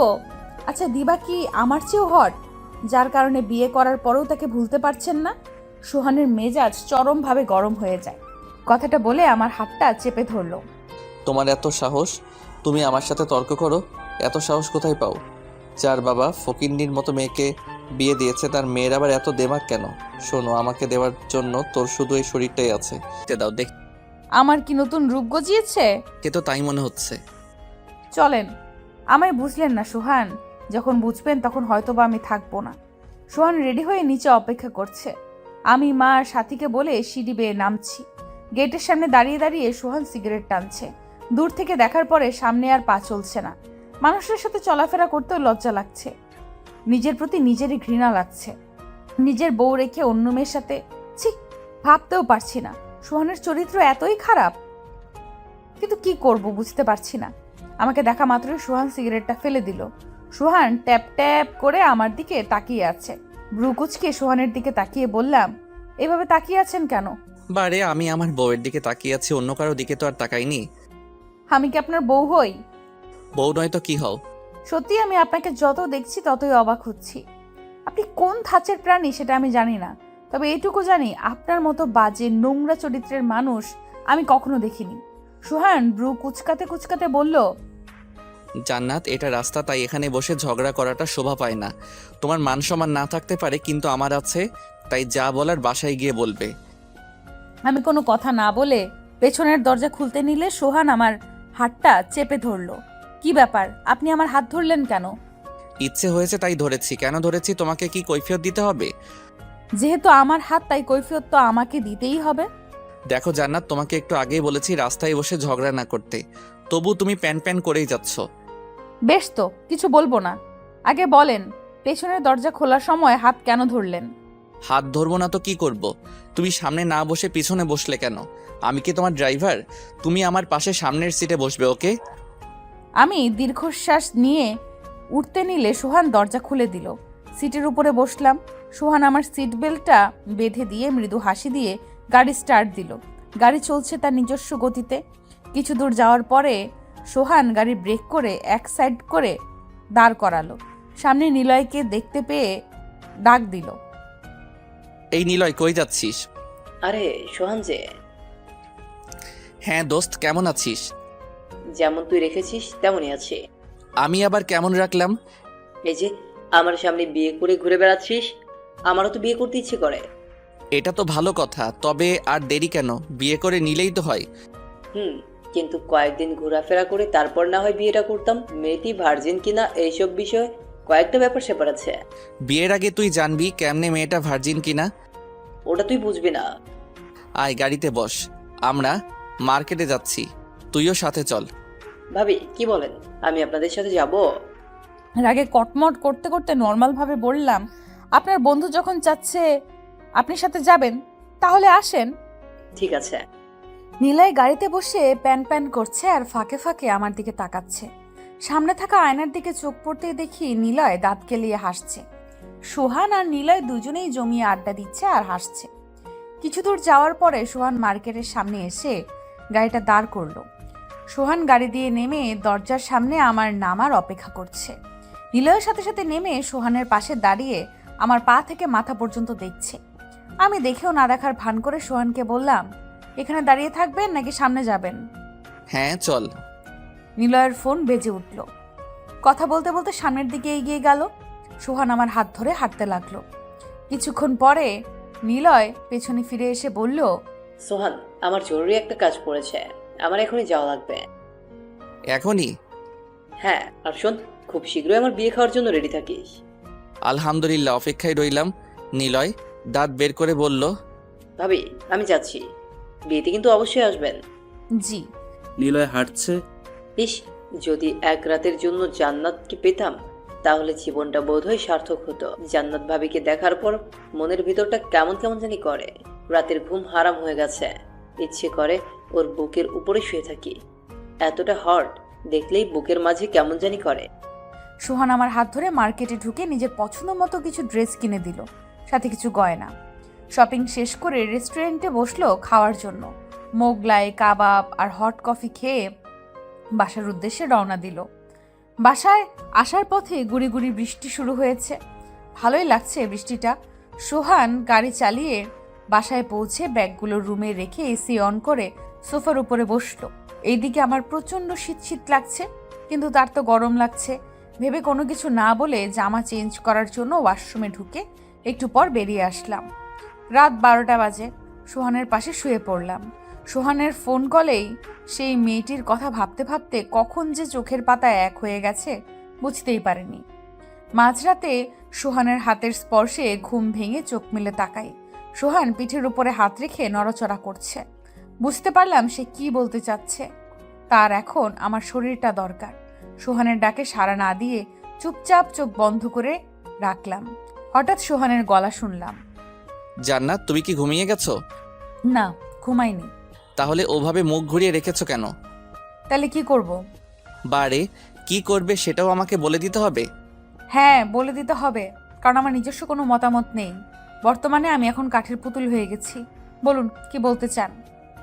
কাছে আসো, ভালো লাগছে না। তোমাকে আদর করব। এখন কয়টা বাজে দেখেছেন? একটু পরে ফজরের আজান দিবে।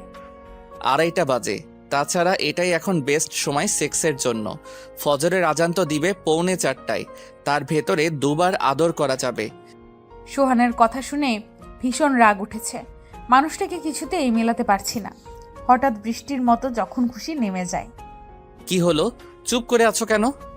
আমার কিছু বলার নেই। আপনার যেমন ভালো লাগে তেমনটিই করেন। আমার শরীরটা আপনাকে দান করলাম। যেদিন থেকে বিয়ে হয়েছে সেদিন থেকে আপনার নামে দলিল করে দিয়েছি। এত কথা বলে টাইম ওয়েস্ট করতে চাই না, জলদি কাছে আসো। জান্নাত, তুমি খুব সেক্সি। সারাদিন তোমার মাঝে ডুবে থাকতে ইচ্ছা হয়। জান্নাত, এখন থেকে দিনে সময় পেলে আমাকে সময় দিবে। তোমাকে দেখলে আমার নেশা ধরে যায়। নেশা করার প্রয়োজন হয় না, তোমার শরীরটা আমাকে টেনে নিয়ে আসে। দীর্ঘশ্বাস ফেলে ভাবলাম, না চাইতেও নিজের শরীরটাকে বিকিয়ে দিতে হলো স্বামী নামের মানুষটার কাছে। এর যে পতিতালয়ে থাকলেও নিজের মন মতো সব করা যেত, কিন্তু আমার জীবনটা একদম তেজপাতা হয়ে গেল। কিছুক্ষণ পরে ক্লান্ত শরীরে পাশে শুয়ে পড়ল সোহান। আজ খুব কষ্ট হয়েছে আমার, খুব দুর্বল লাগছে। বিছানা দিয়ে আস্তে করে নেমে টাওয়ালটা নিয়ে ওয়াশরুমে ঢুকলাম। চুলগুলো টাওয়ালে পেঁচিয়ে বেরিয়ে আসতেই দেখি সোহান সামনে দাঁড়িয়ে আছে। এ কি, আপনি? আমি দেখতে এলাম তোমাকে নগ্ন শরীরে কেমন লাগে। উফ, কি ফিগার তোমার! এক কথায় তোমার পুরো শরীরটা আমাকে এত বেশি আকৃষ্ট করে বলে বোঝাতে পারবো না। আবার যখন শাওয়ার নিবে তখন টাওয়েল পেঁচিয়ে বেরিয়ে এসে আমার সামনে টাওয়েলটা খুলে ফেলবে। আমি তোমাকে ভালো করে দেখব। লেই করে হাসতে হাসতে ওয়াশরুমে ঢুকলো সোহান। সোহানের কার্যকলাপে আমার মেজাজ পুরো গরম। রাগে শরীরটা জ্বলছে। ছি, মানুষ এতটা লুচ্চা হয় কিভাবে? কথায় কোনো রস নেই, আজ শুধু কিভাবে আমাকে ভোগ করবে। ওয়াশরুম থেকে বেরিয়ে সোহান বিছানায় গিয়ে কোলবালিশ কোলে নিয়ে শুয়ে পড়ল। চারদিকে ফজরের আজান শোনা যাচ্ছে। অজু করে নামাজ আদায় করে বিছানায় হেলান দিয়ে শুয়ে পড়লাম। কিছুক্ষণের ভেতরে আকাশ পরিষ্কার করে এলো। আমি দু চোখের পাতা এক করতে যাব তখনই দরজায় কলিং বেল বাজল। আমি দরজা খুলতে যাব তখনই সাথী দরজা খুলে অবাক হয়ে যায়। আপনি এত সকালবেলা? লঞ্চে করে এসেছি তো, তাই তাড়াতাড়ি চলে এসেছি। জান্নাত কোথায়? একটু ডাক দাও। ভাবি তো এখন ঘুমোচ্ছে। একটা কাজ করুন, আপনিও গিয়ে বিশ্রাম করুন, পরে ভাবির সাথে দেখা করবেন। আপনি আসবেন একটা কল করে তো বলবেন, তাহলে ড্রাইভার পাঠিয়ে অন্ততপক্ষে আপনাকে আনিয়ে নিতাম। আসলে তাড়াহুড়ো করে আসার কারণে জানানো হয়নি। ঠিক আছে, আমার সাথে আসুন, গেস্ট রুমটা দেখিয়ে দিচ্ছি। আচ্ছা মা।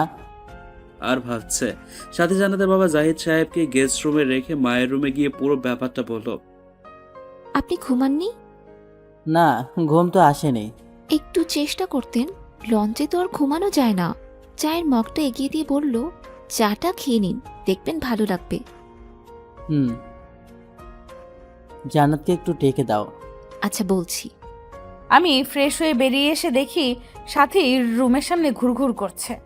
আমার বেরোনোর উপস্থিতি টের পেয়ে সাথী আমাকে জিজ্ঞেস করলো, ভাবি আসবো?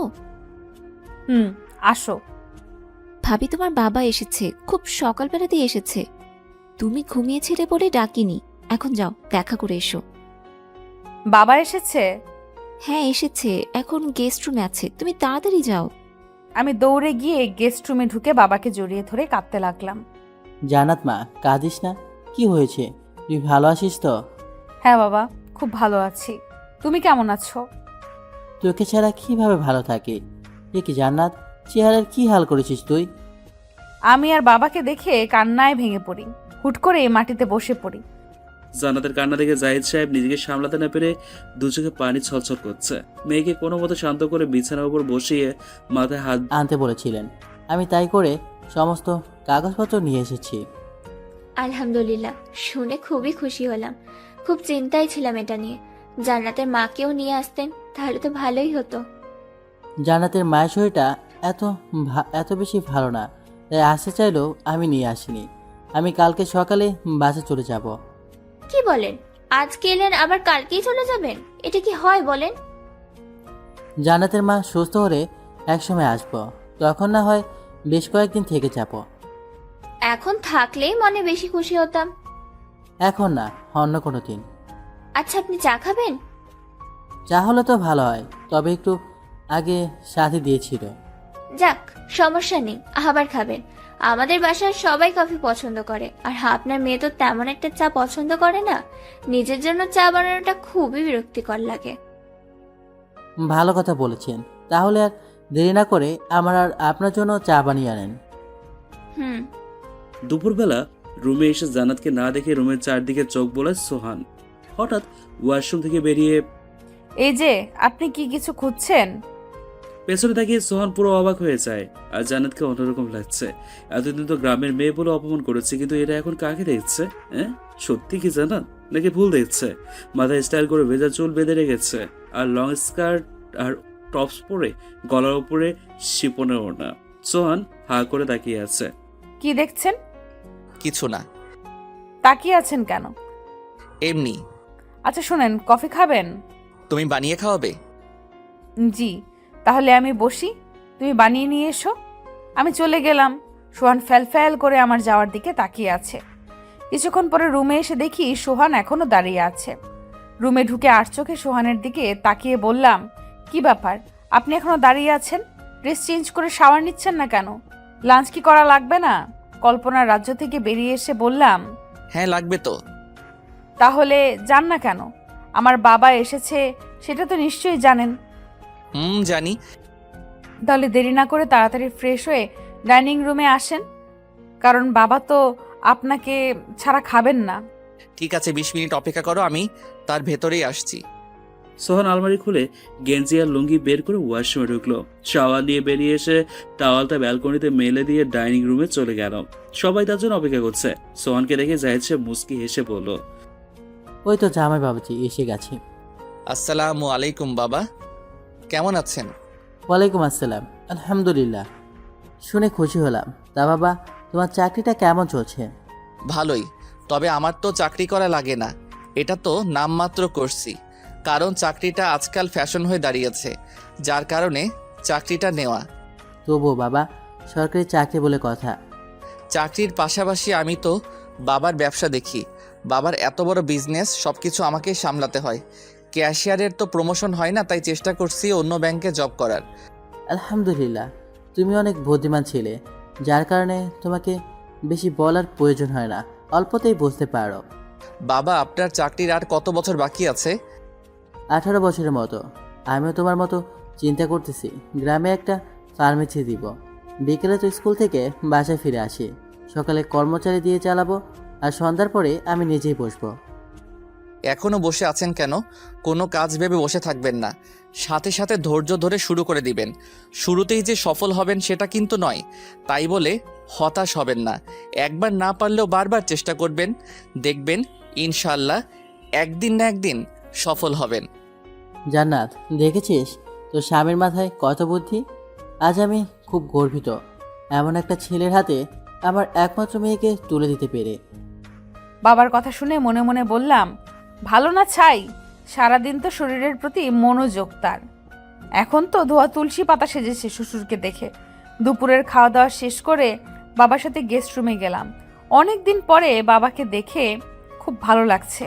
বাবার পাশে অনেকক্ষণ বসে থেকে কথা বলছিলাম, তখনই সোহান এসে বলল, জান্নাত, আমার হাত ঘড়িটা দেখছি না, একটু খুঁজে দিয়ে যাও তো। জান্নাত, গিয়ে জামাইকে সাহায্য কর, সারাদিন কত কষ্ট করে এলো। মেজাজ গরম করে বাবার রুম থেকে বেরিয়ে নিজের রুমে ঢুকে পেছনে তাকিয়ে দেখি সোহান আমার পেছনে দাঁড়িয়ে আছে। ড্রয়ার খুলে হাত ঘড়িটা হাতে নিয়ে বললাম, এটা কি? ঘড়িটা যেখানে রাখা ছিল সেখানেই আছে। না খুঁজে বানিয়ে কেন বললেন যে পাচ্ছেন না? সোহান দরজাটা বন্ধ করে দিতেই চমকে উঠলাম আমি। এ কি, দরজা বন্ধ করলেন কেন? সোহান কথা না বলে আস্তে আস্তে আমার দিকে এগিয়ে এসে ঠোঁটজোড়া দখল করে নিল। কিছুক্ষণ পরে ঠোঁটজোড়া ছেড়ে দিয়ে বিছানার উপরে এক লাফে উঠে বালিশে শুয়ে পড়ল। সোহানের বিহেভ দেখে একদিকে ভালো লাগছে, আরেকদিকে রাগও লাগছে। মনে মনে ভাবছি কিস করার জন্য রুমে নিয়ে আসছে, যত সব ফালতু লুচ্চা। আমাকে মনে মনে গালি দিচ্ছ না? দাও, বেশি করে দাও। তবুও আমি তোমাকে এভাবেই আদর করব, সুযোগ পেলেই করব। হা হা হা। আচ্ছা, আপনাকে বলছি না কারোর সামনে দিয়ে আমাকে ডাকবেন না? আপনার লজ্জা শরম না থাকতে পারে, কিন্তু আমার আছে। বাবা মনে মনে কি ভাবছে আল্লাহ জানে। আমার লজ্জা নেই, আমার বউকে আমি আদর করব, এতে আবার লজ্জা কিসের? এখানে আসো, জড়িয়ে ধরে শুয়ে থাকি। তাছাড়া তোমার বাবা কি আমার বয়সী ছিল না? তখন আমার চেয়ে আরো বেশি করছে। বলেই হা হা করে হাসলো। এখন শুয়ে থাকাটা জরুরি না, আপনি শুয়ে থাকেন, আমি বাবার কাছে যাচ্ছি। তোমার বাবা সারা রাত লঞ্চে বসে ঘুমায়নি, এখন একটু ঘুমাতে দাও, না হলে শরীর খারাপ লাগবে। এই সুযোগে তুমি আমাকে জড়িয়ে ধরে আদর করো। সোহানের কথায় শরীর জ্বলছে। কিছু বলতে গিয়েও নিজেকে সামলে নিয়ে বলতে পারলাম না। এখন যদি ঝামেলা করি তাহলে বাবা জানতে পারবে, আর তিনি বুক ভরা কষ্ট নিয়ে বাসায় তো যাবে ঠিকই, কিন্তু ঘুমোতে পারবে না। আজ যদি আমি নিজের পছন্দে বিয়ে করে অশান্তিতে থাকতাম তবে বাবার কষ্ট লাগতো না। তখন বলতো, তুই নিজে জেনে শুনে চয়েস করেছিস, তাই যা হবে সেটাই তোকে মেনে নিতে হবে। কিন্তু আমার বিষয়টা সম্পূর্ণ ভিন্ন। আমি তো বিয়ে করতে চাইনি, তবুও বাবা ভালো ছেলে বলে জোর করে আমাকে বিয়ে দিল। তাই আমি শ্বশুরবাড়ির অশান্তিতে আছি। এটা জানলে বাবার কষ্টটা হবে পাহাড় সমান। কথা বলে কথাগুলো মনে করতে করতে চোখের করে পানি চলে আসে। সেই পানি সোহান দেখে ফেলার আগেই হাত দিয়ে মুছে নিলাম। ধীরে ধীরে বিছানার কাছে গেলাম। আমি বালিশে মাথা রাখতেই সোহান আমার বুকের ওপর শুয়ে পড়ল। আমি নিরুপায় হয়ে সোহানের মাথায় হাত বুলিয়ে দিতে লাগলাম। রাত 1টা বাজলে জাহিদ সাহেব দরজার পাশ দিয়ে ডাক দিলেন। জান্নাত মা, আসিস? হ্যাঁ বাবা, আসো। ঘুমিয়ে পড়েছিস মা? না বাবা, কিছু বলবা? তোর মায়ের সাথে কথা বলেছিলাম, তোর সাথে কথা বলতে চেয়েছে। আচ্ছা বাবা, আমি একটু পরে কথা বলবো। আমি কল দিয়ে দিচ্ছি, জান্নাত তুমি মায়ের সাথে কথা বলো। ঠিক আছে। সোহান কল করে জান্নাতকে ধরিয়ে দিয়ে বলল। নাও, মায়ের সাথে কথা বলো। জান্নাত কথা বলতে বলতে রুম থেকে বের হয়ে গেল। বাবা, আপনার কোনো অসুবিধা হচ্ছে না তো? না জামাই, আমার কোনো অসুবিধা হচ্ছে না। তোমাকে একটা কথা বলবো? জি বলেন। আমার খুব ইচ্ছে ছিল জান্নাতকে পড়াশোনা করানো, আর এত তাড়াতাড়ি বিয়ে দেওয়ার চিন্তাও ছিল না। একান্নবর্তী পরিবারের আমরা থাকি, তাই সবার মতামত নিয়ে আমাদের কাজ করতে হয়। তবে তোমার এবং তোমার পরিবার সম্পর্কে জানার পরে মেয়েটাকে বিয়ে দিতে সাহস পেয়েছি। তবে আমার মেয়েটা বড্ড চাপা স্বভাবের, কষ্ট হলেও নিজের মধ্যে রেখে দেয়, কাউকে বসতে দেয় না। তুমি ওকে একটু দেখে রাখবে, যাতে কখনো কোনো কষ্ট না পায়। আচ্ছা বাবা। আমি রুমে আসতেই বাবা আর সোহান চুপ হয়ে গেল। বাবা রাতে মা কল দিতে বলেছে। ও আচ্ছা, তোমরা রেস্ট করো কেমন, আমি আসছি। বাবা চলে গেলে সোহান আমার কোমর জড়িয়ে ধরে গলায় চুমু দিয়ে বলল, আজকে দুপুরে তোমাকে অপসরীর মতো লাগছিল। আমি তো চোখের পলক ফিরাতেই পারছিলাম না, কিছুক্ষণের জন্য অন্য জগতে হারিয়ে গেছিলাম। রাত অনেক হয়েছে, এখন ঘুমিয়ে যান। রাত হয়েছে তো কি হয়েছে, আদর করে দাও। আজকে কেন, আরো কয়েক দিনেও সেটা সম্ভব না। সানাদের কথা সোহান বুঝতে পারলো ওর পিরিয়ড হয়েছে, তাই চুপচাপ বিছানার উপরে গিয়ে ওপাশ করে শুয়ে পড়ল। কিছুক্ষণ শুয়ে থাকার পরে সোহান আমার গায়ে হাত দিয়ে জড়িয়ে ধরল। জান্নাত, এই মাসে এত তাড়াতাড়ি হলো কেন? কেন হলো সেটা তো আমি জানি না, আল্লাহর কাছে জিজ্ঞেস করতে হবে বলে মুখ চেপে হাসলাম। হাসো হাসো বেশি করে, সুস্থ হবে, শোধ তুলবো। এতদিন তো বিশ্রাম করি, পরেরটা পরে দেখা যাবে। মধ্যরাতে হঠাৎ সোহানের মোবাইলে কয়েকটা মেসেজ আসলো। আধো চোখে মোবাইলটা হাতে নিয়ে ইনবক্স চেক করে চমকে উঠলো। ছোঁয়া ছেড়ে উঠে বসে চোখ দুটো হাত দিয়ে ভালো করে পছলে নিল, মুছতে লাগলো। মেসেজগুলো পড়ার পর কপাল বেয়ে তরতর করে ঘাম পড়ছে সোহানের। এটা কি করে সম্ভব?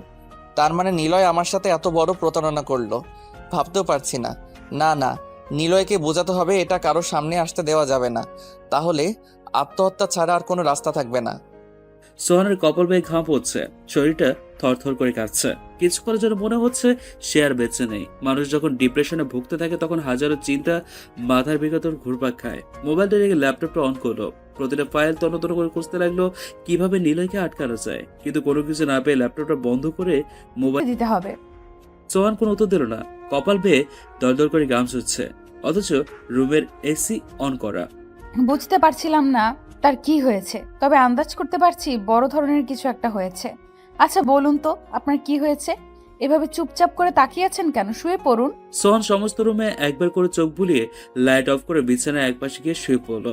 পরের দিন সকালে সকাল 7টার সময় দরজা ধাক্কানোর আওয়াজ শুনে বিছানা দিয়ে ধর্মর করে গায়ে কোনো রকমে ওড়নাটা পেঁচিয়ে নিচে নামলাম। দরজাটা খুলে দেখি ট্রে হাতে সাথে দাঁড়িয়ে আছে। ঠোঁটের কোণে মুচকি হাসি এনে বলল, শুভ সকাল ভাবি, কেমন আছো? শুভ সকাল ননদিনী, আলহামদুলিল্লাহ। তুমি কেমন আছো? আলহামদুলিল্লাহ। জানো ভাবি, আপু আগামী মাসে আসছে। আজকে রাতে তোমার সাথে ভিডিও কলে কথা বলতে বলেছে। গতকালকেই বলতে চেয়েছিল, কিন্তু আমি স্টাডি নিয়ে ব্যস্ত থাকার কারণে কথা বলাতে পারিনি। যাই হোক, কাল পারিনি তো কি হয়েছে, আজকে বলিয়ে দিব। সাথে এত তাড়াহুড়ো করার কোনো প্রয়োজন নেই। আমি তো ঘরের মানুষ, তাই আমাকে নিয়ে এত চিন্তা করতে হবে না। সাথী, বাবা কি উঠেছেন বলতে পারো? হ্যাঁ উঠেছ, আমি তাকে চার মুড়ি দিয়ে এসেছি। মুড়ি? হ্যাঁ মুড়ি। আমি জানি গ্রামের মানুষদের মুড়ি খুব পছন্দ। দুধ চায়ের সাথে তারা মুড়ি খায়, প্রতিদিন সকালে প্রায় খায়। বাহ, তোমার তো ভালোই ধারণা আছে। মাকে বলবো তোমাকে যেন গ্রামে বিয়ে দিতে। ভালোই হবে, গ্রামই ভালো। সত্যি? হ্যাঁ সত্যি, গ্রামের মানুষরা মানুষকে সম্মান দিতে জানে। আর শহরের মানুষরা সম্মান তো দূরের কথা, দোতলায় কেউ মারা গেলে 3 তলায় গান বাজনা বাজিয়ে জন্মদিনের পার্টি করে। এদের ভেতরে বিবেক কম। দেখো না, কোরবানির গোশত ফ্রিজে ভরে রাখে, তারপর 1 বছরের গোশত আর 1 বছর কোরবানি আসার আগে শেষ করে নতুন গোশত ভরার জন্য। গরিবদের তো দেয় না, বললেই চলে সমস্ত গোশত নিজেরাই খায়। এতে কি কোরবানি হয়? এটা শুধুমাত্র ফ্যাশন। কে কত টাকা দামের কোরবানির গরু দিবে এটা নিয়েই পড়ে থাকে। তার চেয়ে গ্রামের মানুষরা অনেক ভালো। কি বলছে এসব? ঠিকই বলেছি ভাবি, সত্যি কথায় আমি আমার বাপকেও ছাড় দিই না। এখন চলো, মা তোমাকে ডেকেছে। চলো। দরজার সামনে দাঁড়িয়ে পেছনে মুখটা ঘুরিয়ে সোহানের দিকে এক নজর দেখে সাথে সাথে গেলাম মায়ের রুমে। মা, আসবো? হ্যাঁ আয়। আমাকে ডেকেছেন নাকি? তোর বাবার তো একটু পরেই চলে যাবে, তাই যাওয়ার সময় ব্যাগটা দিয়ে দিস। ব্যাগে কি মা? তোর মায়ের জন্য শাড়ি আর তোর বাবার জন্য পাঞ্জাবি আর লুঙ্গি। এইসবের কি দরকার ছিল মা? তোর বাবা আমাদের বাসায় প্রথম এসেছে, তাকে সাথে করে নিয়ে তারপর কেনা উচিত ছিল, কিন্তু সে সময় তো আর পাইনি, তাই সাথী আর আমি গিয়ে কালকে কিনে এনেছি। আচ্ছা যা, ব্যাগটা গিয়ে তোর বাবার কাছে রাখ, না হলে ভুলে থেকে যাবে। বাবার মাপ পেলেন কোথায়? কালকে তোর পাঞ্জাবিটা খুলে ব্যালকনিতে রেখেছিল, সেটাই নিয়ে গেছিলাম। আমি তো পুরোই অবাক হয়ে যাই মায়ের কথা শুনে। চুপচাপ ব্যাগটা হাতে করে বাবার রুমে রাখলাম। ব্যাগটা রাখতেই বাবা জিজ্ঞেস করলো, মা, এতে কি আছে? গিফট আছে, বাসায় গিয়ে দেখবে। কিসের গিফট? এত প্রশ্ন করো না, যা বলছি তাই করো। এখন চলো, নাস্তা করবে। বাবাকে নাস্তা করানো শেষ হলে রহিমা সোহানকে বলল, তুই গিয়ে জান্নাতের বাবাকে বাসে তুলে দিয়ে আয়। আমি? হ্যাঁ, কেন কোনো সমস্যা আছে? ড্রাইভারকে দিয়ে পাঠালেই তো হয় মা, আমার যেতে ইচ্ছা করছে না। সোহান, এসব তুই কি বলছিস? তুই না গেলে জান্নাতের বাবা কি মনে করবে? কি মনে করবে মা? এটা কোনো কথা হলো নাকি? আমারই যে যাওয়া লাগবে এমন তো কোনো কথা নেই, তাই না? দেখ সোহান, আমার মেজাজ গরম করবি না, জলদি রেডি হয়ে বেরিয়ে যা। ইচ্ছে না থাকা সত্ত্বেও সোহান রেডি হয়ে জান্নাতের বাবাকে নিয়ে রওনা দিল। যাওয়ার সময় সোহানের হাত ধরে বিনয়ের সুরে অনুরোধ করলো তার মেয়ে যেন কখনো কষ্ট না পায়, সেদিকটাই খেয়াল রাখতে। বাবার কথা শুনে চোখের কোণে পানি জমে আসলো আমার। শ্বশুরকে বাসে তুলে দিয়ে বাসায় আসার সময় পথে নিলয়ের সাথে দেখা হয়। সোহানকে দেখে মোবাইলটা দেখে আবার পকেটে রাখলো। সোহান নিলয়কে বলল, কাজটা কিন্তু ঠিক করছিস না। শোন, কি করবো সেটা আমার ব্যাপার, তবে আমার মাথা খারাপ করবে না। নিলয়, কালকে যেটা দেখালি সেটা ডিলিট করে দে। তুই না আমার বন্ধু। বিপদে পড়লে বন্ধু না, আর বিপদ শেষ হলে শত্রু না। প্লিজ নিলয়, আমার কথাটা রাখ। এত করে যখন বলছিস তাহলে রাখতে পারি, তবে একটা শর্তে। কি শর্ত? এখন না, রাতে ক্লাবে আসিস, সেখানেই বলবো। রাত কয়টায়? 10টায় ঠিক আছে। আসবি কিন্তু, তোর অপেক্ষায় থাকবো। নিলয়ের কথা শুনে সোহান আবারও চিন্তায় পড়ে গেল। নিলয়ের কাছ থেকে বেরিয়ে সোজা অফিসে ঢুকলো সোহান। মাথার ভিতরে নিলয়ের কথাগুলো ঘুরপাক খাচ্ছে। অফিসে ঢুকে আর কারোর সাথে তেমন কথা না বলে সোজা গিয়ে কাউন্টারে বসলো। যাওয়ার মিনিট 10-এর ভিতরে বুয়া এসে জিজ্ঞেস করলো, স্যার এখন চা দিব নাকি পরে? সোহান কোনো উত্তর দিচ্ছে না, মাথাটা নিচু করে ঝিম দিয়ে বসে আছে। বুয়া আবারও জিজ্ঞেস করলেই সোহান কোনো উত্তর না দিলে পাশের চেয়ারে বসা রহমান সাহেব গায়ে হাত দিয়ে বলল, কিরে সোহান, তোর মন কোথায়? এতটুকু সময়ের ভিতরে বুয়ার 2বার জিজ্ঞাসা করা হয়ে গেছে চা খাবি কিনা, কিন্তু তোর তো কোনো মনই নেই। বউয়ের সাথে ঝগড়া করে এসেছিস নাকি? এতক্ষণ পর সোহান ভাবনার জগৎ থেকে বেরিয়ে এসে আমতা আমতা করে বলল, কি যে বলিস না, বউয়ের সাথে ঝগড়া করবো কেন? বউ তো ঘরের লক্ষ্মী। তাছাড়া ঝগড়া বাঁধানোর কোনো কারণ নেই। বাহ, ভূতর মুখে রাম রাম কথাটা শুনে বেশ হাসি পাচ্ছে আমার।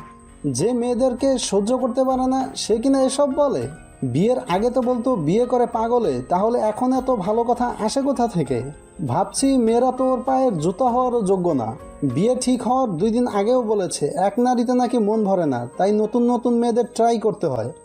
সোহান কোনো উত্তর না দিয়ে বুয়াকে বলল, সব মশলা দিয়ে অল্প করে লিকার দিবেন যাতে ঘ্রাণ আসে। আজ ব্যাংকে কালেকশন নেই, তাই ছিম দিয়ে বসে আছে আর মাথা দিয়ে ঘাম পড়ছে। রহমান টিস্যুর বক্সটা এগিয়ে দিল। ঘামগুলো মুছে নে। টিস্যু হাতে নিয়ে ঘাম মুছতে লাগলো। একটু পর বুয়া এসে চায়ের মগটা ডেস্কের উপরে রাখলো। বুয়া, চায়ের সাথে বিস্কুট দিলেন না যে? বুয়া তো পুরোই অবাক। আপনি তো কখনো বিস্কুট খান না, তাহলে আজকে হঠাৎ করে খেতে চাইলেন? সোহান কথার প্রসঙ্গ পাল্টে বলল, আপনার ঘরের জন কি এখন সুস্থ হয়েছে? বাচ্চাদের পড়াশোনা কেমন চলে? আলহামদুলিল্লাহ, আগের চেয়ে সুস্থ। বাচ্চাদের পড়াশোনা ভালোই চলছে। চা খাওয়া শেষ করে ওয়াশরুমে ঢুকে চোখে মুখে বেশি করে পানি ছিটিয়ে দিল। চোখ দুটো লাল হয়ে গেছে। রাতে না ঘুমানোর কারণে শরীরটা খুব খারাপ লাগছে। মনে হচ্ছে এক্ষুনি শরীরটা বিছানে এলিয়ে দিয়েই শুয়ে পড়তে। বেশ অনেকক্ষণ ওয়াশরুমে থাকার পর বেরিয়ে এসে চেয়ার টেনে বসলো। লাঞ্চ টাইমে খাওয়া শেষ করে সাথীকে কল দিল। সাথী জান্নাত কোথায়? ভাবি গোসল করে। কখন গেছে? এই মাত্রই তো ঢুকলো। ও কিছু বলা লাগবে? না, কথা বলতে ইচ্ছে করছিল তাই কল দিলাম। আচ্ছা রাখছি তাহলে, বাসায় এসে কথা হবে। কলটা রেখে মাথা চুলকাচ্ছে। এত রাতে কি বলে বাসা থেকে বের হবে? জান্নাত তো রাতে বের হওয়াটা পছন্দ করে না। জান্নাত পছন্দ করে না তো কি হয়েছে? আমার প্রয়োজন থাকলে কি বের হব না? এটা কোনো কথা হলো? তাছাড়া আমার কাজে আমি কারো কমেন্ট শুনি না। আজকে কোনোভাবে কাজে মন বসছে না সোহানের। মোবাইলের দিকে এক ধ্যানে তাকিয়ে আছে। অফিস শেষ করে বাসায় আসলো সোহান। দরজায় কলিমের বাজারে সাথে এসে দরজাটা খুলে দিল। সাথী মা কি করে? সাথে তো পুরো অবাক। জীবনের প্রথম বাসায় এসে মা কি করে কথাটা জিজ্ঞেস করলো। কিছুটা তোলতাতে বলো, ভাবির সাথে কথা বলে। আচ্ছা, আমি রুমে গিয়ে ফ্রেশ হচ্ছি, ততক্ষণে তুই আমার জন্য 1 কাপ কফি বানিয়ে নিয়ে আয়। তুমি রুমে যাও, আমি আসছি। সোহান রুমে ঢুকে মোবাইলটা ওয়ার্ড্রোবের উপর রেখে শার্টটা খুলে হ্যাঙ্গারে ঝুলিয়ে রেখে ওয়াশরুমে ঢুকলো। হাত মুখ ধুয়ে মুখ মুছতে মুছতে বেরিয়ে এসে দেখে জান্নাত দরজার সামনে দাঁড়িয়ে আছে। জান্নাত, কথা বলা শেষ? মায়ের মন তো পুরাই জয় করে নিয়েছে দেখছি। নিজের ছেলের চেয়ে পরের মেয়েকে বেশি ভালোবাসে। সোহান খালি গায়ে বিছানার উপর বসলো। আমি আর চোখে সোহানকে দেখছি। বুকের ওপরে বড় সড়ো পশম, যেটা খুব করে আমাকে টানছে। নিজেকে সামলে নিয়ে বিছানার উপরে বসলাম। সোহান এদিকে তাকিয়ে মোবাইলটা হাতে নিয়ে বিছানার উপরে বসলো। কিছুক্ষণ মোবাইলটা নাড়াচাড়া করে বলল, রাতে আমার একটা বন্ধুর বোনকে দেখতে আসবে, তাই ফিরতে রাত হবে। তুমি ডিনার করে ঘুমিয়ে যেও, কেমন? হঠাৎ করে বন্ধুর বোনকে দেখতে আসবে? আগে তো কিছু বলেননি। আগে তো শিওর ছিল না, দুপুরে কল করে বললো আর কি। ঠিক আছে। সোহান ল্যাপটপে নিয়ে বসে পড়েছে। আবারও পুরো ফাইলের ডকুমেন্টস চেক করছে, কিন্তু কোনো কিছু না পেয়ে হতাশ হয়ে যায়। নিজের ভুলের জন্য আজকে তার এই পরিণত হয়েছে। উফ, সেদিন যদি সব চেক করে নিতাম তাহলে আর এমন বিপদে পড়া লাগতো না। কিন্তু কি করে বুঝবো ওই ঘরে ক্যামেরা রাখা আছে। ল্যাপটপে লেজের সাথে কয়েকটা পিক দেখে ভয়ে চমকে উঠল। রুমের চারদিকে চোখ বুড়ে দীর্ঘশ্বাস নিয়ে পিকগুলো ফাইল সহ ডিলিট করে শান্তির নিঃশ্বাস নিল সোহান। মনে মনে নিজেকে এই বলে সান্ত্বনা দিল, যাক বাঁচলাম। যদি পিকগুলো জান্নাতের সামনে পড়তো তাহলে আজকে খবর হয়ে যেত। অল্পের জন্য বাঁচলাম। হঠাৎ মাথায় আসলো মেমোরিতে কিছু পিক থাকতে পারে। মোবাইলের ফাইলে খুঁজতেছে তন্ন করে, কিন্তু এত পিকছে যার কারণে এত তাড়াতাড়ি খুঁজে পাওয়া চারটেখানি ব্যাপার নয়। এমন সময় রুমের ভিতর সাথী আসলো। ভাইয়া, মা তোমাকে ডাকছে। ভয়ে চমকে উঠল সোহান। আচ্ছা তুই যা। সোহানের কথাগুলো শুনে মাথা নাড়িয়ে পড়ল। আচ্ছা। মায়ের রুম থেকে বেরিয়ে ঘড়ির দিকে তাকাচ্ছে। রাত 8টা বাজলেই বাসা থেকে বের হবে মনে মনে পরিকল্পনা করলো সোহান। আজকে যেভাবে হোক ভিডিওটা ডিলিট করবেই করবে। রুমে ঢুকতেই সোহান কিছুটা অবাক হয়ে থমকে দাঁড়ায়। জান্নাতের ল্যাপটপের দিকে এক ধ্যানে তাকিয়ে কি যেন ভাবছে। সোহান পা বাড়ানোর সাহস পাচ্ছে না।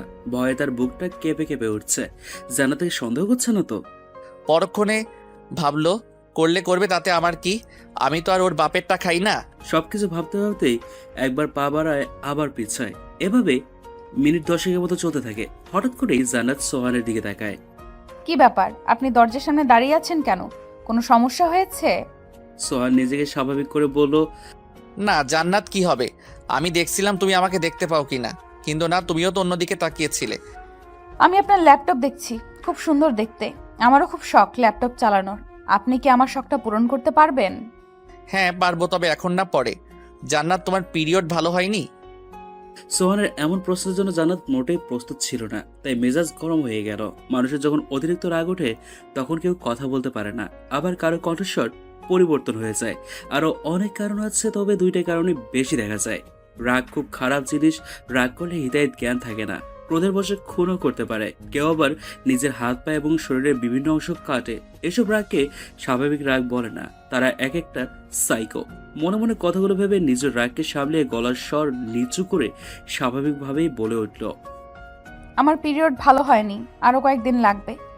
জান্নাত, তুমি তো আমাকে মেরে দিবে। এতদিন কিভাবে থাকা যায় একটা পুরুষের পক্ষে? আপনি কি একাই পুরুষ মানুষ? আর কোনো পুরুষ মানুষ নাই? আপনার শরীরে এত ঝাঁজ আসে কোথা থেকে? সেক্স ছাড়া আর কিছু বোঝেন না? শুধু প্রতিদিনই লাগবে? পুরুষদের চাহিদা অনেক বেশি থাকে মেয়েদের মতো, এত কম না। তোমার তো মনে হয় নেই, যার কারণে তুমি এমনভাবে রিয়্যাক্ট করছো। আমার কি আছে সেটা এতদিনে আপনি নিশ্চয়ই বুঝতে পেরেছেন। যদি না বুঝতে পারেন তবে নতুন করে নিজের সম্পর্কে আপনাকে কিচ্ছু বলার নেই। আর একটা কথা, সেটা হলো মেয়েদের সম্পর্কে দেখছি ভালোই আইডিয়া আছে। মনে হচ্ছে খুব চর্চা করেছেন আগে। তাই তো বলি, আপনারা তো চাহিদা আসে কোথা থেকে? পুরুষের জাতটাই হলো লুচ্চার দল। নিজের সাথে বউ থাকলে রাস্তায় বসে অন্য মেয়েদের দিকে তাকিয়ে থাকে, তাদের ফিগার দেখে, উফ বলে সব শেষ করে দেয়। রাতে বাসায় ফিরে বউকে তার মনে লাগে না, তখন সেই রাস্তায় দেখা মেয়েটিকে কল্পনা করে নিজের বউকে অপমান করে। কি চিন্তা পুরুষ মানুষদের, তাই না? কেউ দেখে শান্তি পায়, কেউ ধরে, আর কেউ খেয়ে শান্তি পায়। তবে 3 ধরনের পুরুষরাই লুচ্চার জাত। জান্নাতের কথাগুলো শুনে রাগে ফুলছে সোহান, কিন্তু ঘরের দিকে চোখ পড়তেই নিস্তেজ হয়ে যায়। মনে মনে ভাবে, আগে ভিডিওটা ডিলিট করি, তারপর তোমাকে শায়েস্তা করব। সোহান কোনো কথা না বলে শুধুমাত্র জান্নাতকে বলল, আমি যাচ্ছি, ফিরতে রাত হবে। ঠিক আছে, তবে একটা কথা মনে রাখবেন, মেয়েরা মায়ের জাত, ওদের দিকে কখনো খারাপ চোখে তাকাবেন না। বিয়ে বাড়িতে অনেক মেয়ে আসবে, তাই নিজেকে সামলে নিয়েন। বলা তো যায় না, আপনাদের তো যখন খুশি তখন বেড়ে যায়। সোহানের ইচ্ছে করছিল জান্নাতের প্রতিটা কথার উত্তর দিতে, কিন্তু সে সময় নেই বলে চুপচাপ বেরিয়ে যায়। বাসা দিয়ে নেমে সোজা গ্যারেজে ঢুকে মোটরসাইকেল বের করে স্টার্ট দিতে গেটের সামনে থাকা দারোয়ান গেট খুলে দিয়ে সোহান বেরিয়ে যায়। লোপা পর্দা ফাঁক করে সোহানের পথের দিকে তাকিয়ে দীর্ঘশ্বাস নিয়ে রুমে ঢুকে বিছানার উপর বসে পড়ল। ক্লাবের সামনে গাড়ি পার্কিং করে দরজার সামনে দাঁড়িয়ে অপেক্ষা করছে সোহান। ভিতরে ঢুকবে কি ঢুকবে না এটা নিয়েই সংশয় আছে সে। নিলয়কে কি কল করবে নাকি সে নিজে থেকেই কল করবে? ওটা কিছু ভেবে পাচ্ছিল না কি করবে। কিছুক্ষণ অপেক্ষার অবসান ঘটিয়ে নিলয় এসে সামনে দাঁড়ালো। সোহানকে দেখে দাঁত কেলিয়ে বলল, কিরে, এত তাড়াতাড়ি চলে আসলি যে? ভাবির আঁচলের নিচ থেকে আসতে কষ্ট হয়নি তো? আচ্ছা সোহান, তোর বিয়ের বয়সে ভাবিকে তুই কতবার ইউজ করেছিস সেসব আছে? নিলয়ের এমন অদ্ভুত প্রশ্নে সোহান তো হতভম্ব হয়ে যায়। এমন প্রশ্নের কি উত্তর দেবে ভাবতে ভাবতে নিলয় আবারও বলতে শুরু করলো, আচ্ছা বাদ দে, এখন বল বাবির ফিগার কত? সোহানের এবার রাগে শরীর জ্বলছে, ইচ্ছে করছে গালের উপর ঠাস করে কয়েকটা থাপড় বসিয়ে দিতে, কিন্তু ভিডিওটার কথা মনে পড়লে জমে গেল। নিলয় এখন বল ভিডিওটা কোথায়? আরে সোহান, এত ব্যস্ত হচ্ছিস কেন? মাত্রই তো আসলি, তাইলে এত পাগল হলে কি হয়? চল না, আগে গিয়ে দুজনে গিয়ে আড্ডা দিই, তারপর ওটা নিয়ে কথা হবে। নিলয় কথা বলতে বলতে ক্লাবে ঢুকলো। সোহান নিলয়ের কাঁধে হাত রাখলো। সোহান, তোর সমস্যা কি বলতো? একটু পর পর ডাকছিস কেন? তুই আমাকে টেনশনে রাখছিস কেন? ভিডিওটা ডিলিট করে দিলেই তো হয়। ভিডিও তো ডিলিট করবো ঠিক আছে, তবে কিছু শর্ত আছে। কিসের শর্ত নিলয়? তুই এত বড় একটা কাজ করছিস, তার পুরো ডকুমেন্ট আমার কাছে আছে। যখন মজা নিচ্ছিলি তখন তো আর এত সব ভাবিসনি হারামি। লিজার সাথে এক বিছানায়, উফ, এত শক্তি কোথা থেকে আসে তোর? তুই তো বিয়ের আগেই সব বিষয়ে এক্সপার্ট হয়ে গেছিস, যার কারণে ভাবির কোনো সমস্যা হয় না। তবে সোহান, ভাবির সামনে লিজা কিচ্ছু না। তোর কপালটা এতটাই ভালো যে একদম কচি জিনিসটাই এসে পড়েছে। কি ফিগার ভাবির! আর ঠোঁটের গঠন তো মাশাআল্লাহ, হাসলে সরাসরি বুকে এসে লাগে। নিলয় এসব তুই কি বলছিস? জান্নাত তোর ভাবি আর তুই তাকে নিয়ে বাজে কমেন্ট করছিস? আরে সোহান, এটা বাজে কথা হলো কিভাবে? যা সত্যি তাই বলছি। দেখ নিলয়, তোর সাথে ঝামেলা করতে চাই না, তাই ভালো হয় আমাদের ভেতরে সবকিছু মিট আপ করে নিলে। বল ভিডিওটা ডিলিট করতে তোর কি চাই? আমার বেশি কিছু দরকার নেই, শুধুমাত্র তোর বউকে এক রাতের জন্য আমার কাছে পাঠিয়ে দিবি। কথা দিচ্ছি, সাথে সাথে তোর ভিডিওটা ডিলিট করে দিব। নিলয়ের কথা শুনে সমস্ত শরীরে রক্ত চলাচল বন্ধ হয়ে যাওয়ার উপক্রম তৈরি হয়েছে। এই মুহূর্তে কি বলবে বুঝতেই পারছে না। নিলয় এসব তুই কি বলছিস? আমি ঠিকই বলছি, যদি তুই আমার শর্তে রাজি থাকিস তাহলে আমাকে কল দিস, না হলে ভিডিওটা ইন্টারনেটে ভাইরাল করতে পিছপা হব না। তখন সবাই দেখবে সোহানের আসল চেহারা। নিলয় প্লিজ, তুই না আমার বন্ধু, আমার সাথে এমনটা করতে পারিস না। বন্ধু? কিসের বন্ধু? তুই জানতি লিজাকে আমি ভালোবাসি, তবুও ওর সাথে এসব করতে বিবেকে বাঁধলো না? আমার কত বছরের ভালোবাসাকে তুই কেড়ে নিয়েছিস। জানিস কত রাত আমি কেঁদেছি? এবার তোর বউয়ের সাথে রাত কাটিয়ে এর প্রতিশোধ আমি নিব। বলেই নিলয় চলে গেল। নিলয় চলে গেলে সোহান হাঁটু ভাঁজ করে ফ্লোরে বসে পড়ল। কি থেকে কি হয়ে গেল কিছুই বুঝতে পারছে না। সোহানের শরীরে উঠে দাঁড়ানোর মতো বিন্দুমাত্র শক্তি নেই। নিলয়ের কথা শুনে হাত পা থরথর করে কাঁপছে তার, কপাল বেয়ে ঘাম পড়ছে, কষ্টে চোখ দুটো ঝাপসা হয়ে আসছে। নিলয়ের এমন বাজে প্রস্তাবটা শুনে গালে থাপ্পড় বসানোর বদলে রক্তটাকে পানি করে ভিক্ষা চাওয়া লাগছে যাতে ও ভিডিওটা ডিলিট করে। কিন্তু নিলয় হারামির কথা শুনে মনে হচ্ছে না সে এমন কিছু করবে। সেদিনের পুরোনো কথাগুলো মনে পড়লে বুকের বাঁ পাশটায় চিনচিনি করে ব্যথা করে। কলেজে ওঠার পর কত মেয়েকে যে সোহানের মনে লেগেছিল তার কোনো হিসাব নেই। সুন্দরী মেয়েদের পাগল ছিল। পরীক্ষা শেষ করে সোহান আগে হল থেকে বেরিয়ে সোজা ক্যাম্পাসে বটগাছের নিচে বসে। তখনই দূর থেকে দেখলো নিলয় একটা সুন্দরী মেয়ের সাথে হাসতে হাসতে এদিকটাই আসছে। মেয়েটিকে দেখে পুরুষত্ব জেগে ওঠে ওর। দীর্ঘশ্বাস নিয়ে চুপচাপ বসে মেয়েটিকে দেখছে। প্রথম দেখায় মেয়েটিও সোহানের দিকে ড্যাব ড্যাব করে তাকিয়ে থাকে। নিলয় সোহানের পাশে বসে গায়ের উপরে হাত রেখে বলল, সোহান, এই হলো লিজা, যাকে আমি ভালোবাসি, ওকে বিয়ে করতে চাই।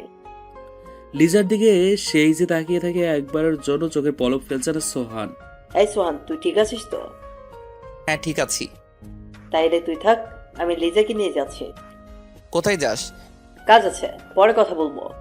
নিলয় চলে যাচ্ছে লিজাকে সাথে করে, কিন্তু লিজা পেছন থেকে সোহানের দিকে বারবার তাকাচ্ছে। কলেজ থেকে বেরিয়ে বাসায় গিয়ে বিছানায় বসলো, কিন্তু এক সেকেন্ডের জন্য ভালো লাগছে না সোহানের। সারাক্ষণ লিজার কথা মনে পড়ে। নিলয়টা এত সুন্দরী একটা মেয়ের সাথে প্রেম করবে, এটা তো হতেই পারে না। আজকাল প্রেম হলো টাইম পাস। 7 দিন প্রেম করে বলে বেড শেয়ার করবো, না হলে রিলেশন রাখবো না।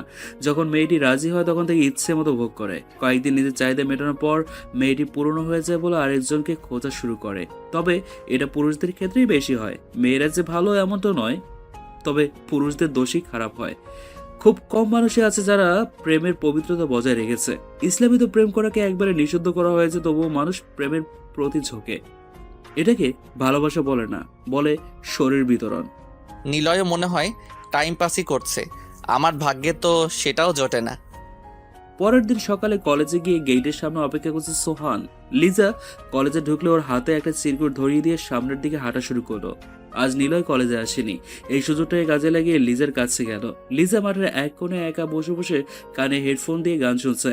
সোহান আসলে কান থেকে হেডফোনটা খুলে পড়ল। কিছু বলবে? চিরকুটটা পড়েছো? ভ্রুকুসকে লিজা বলল, পড়িনি, পড়বো। তবে কি লেখা আছে? সব যদি বলে দেই তাহলে কি হয়? তুমি নিজে খুলে পড়ো, তাহলে বুঝবে। আমার মোবাইল নাম্বারটা লেখা আছে, ফ্রি থাকলে কল দিও। সোহান যাওয়ার জন্য পা বাড়াবে তখন লিজা বলল, তুমি আমাকে ভালোবাসো? তার মানে তুমি আমাকে মিথ্যা বলেছো যে তুমি চিরকুটটা পড়োনি।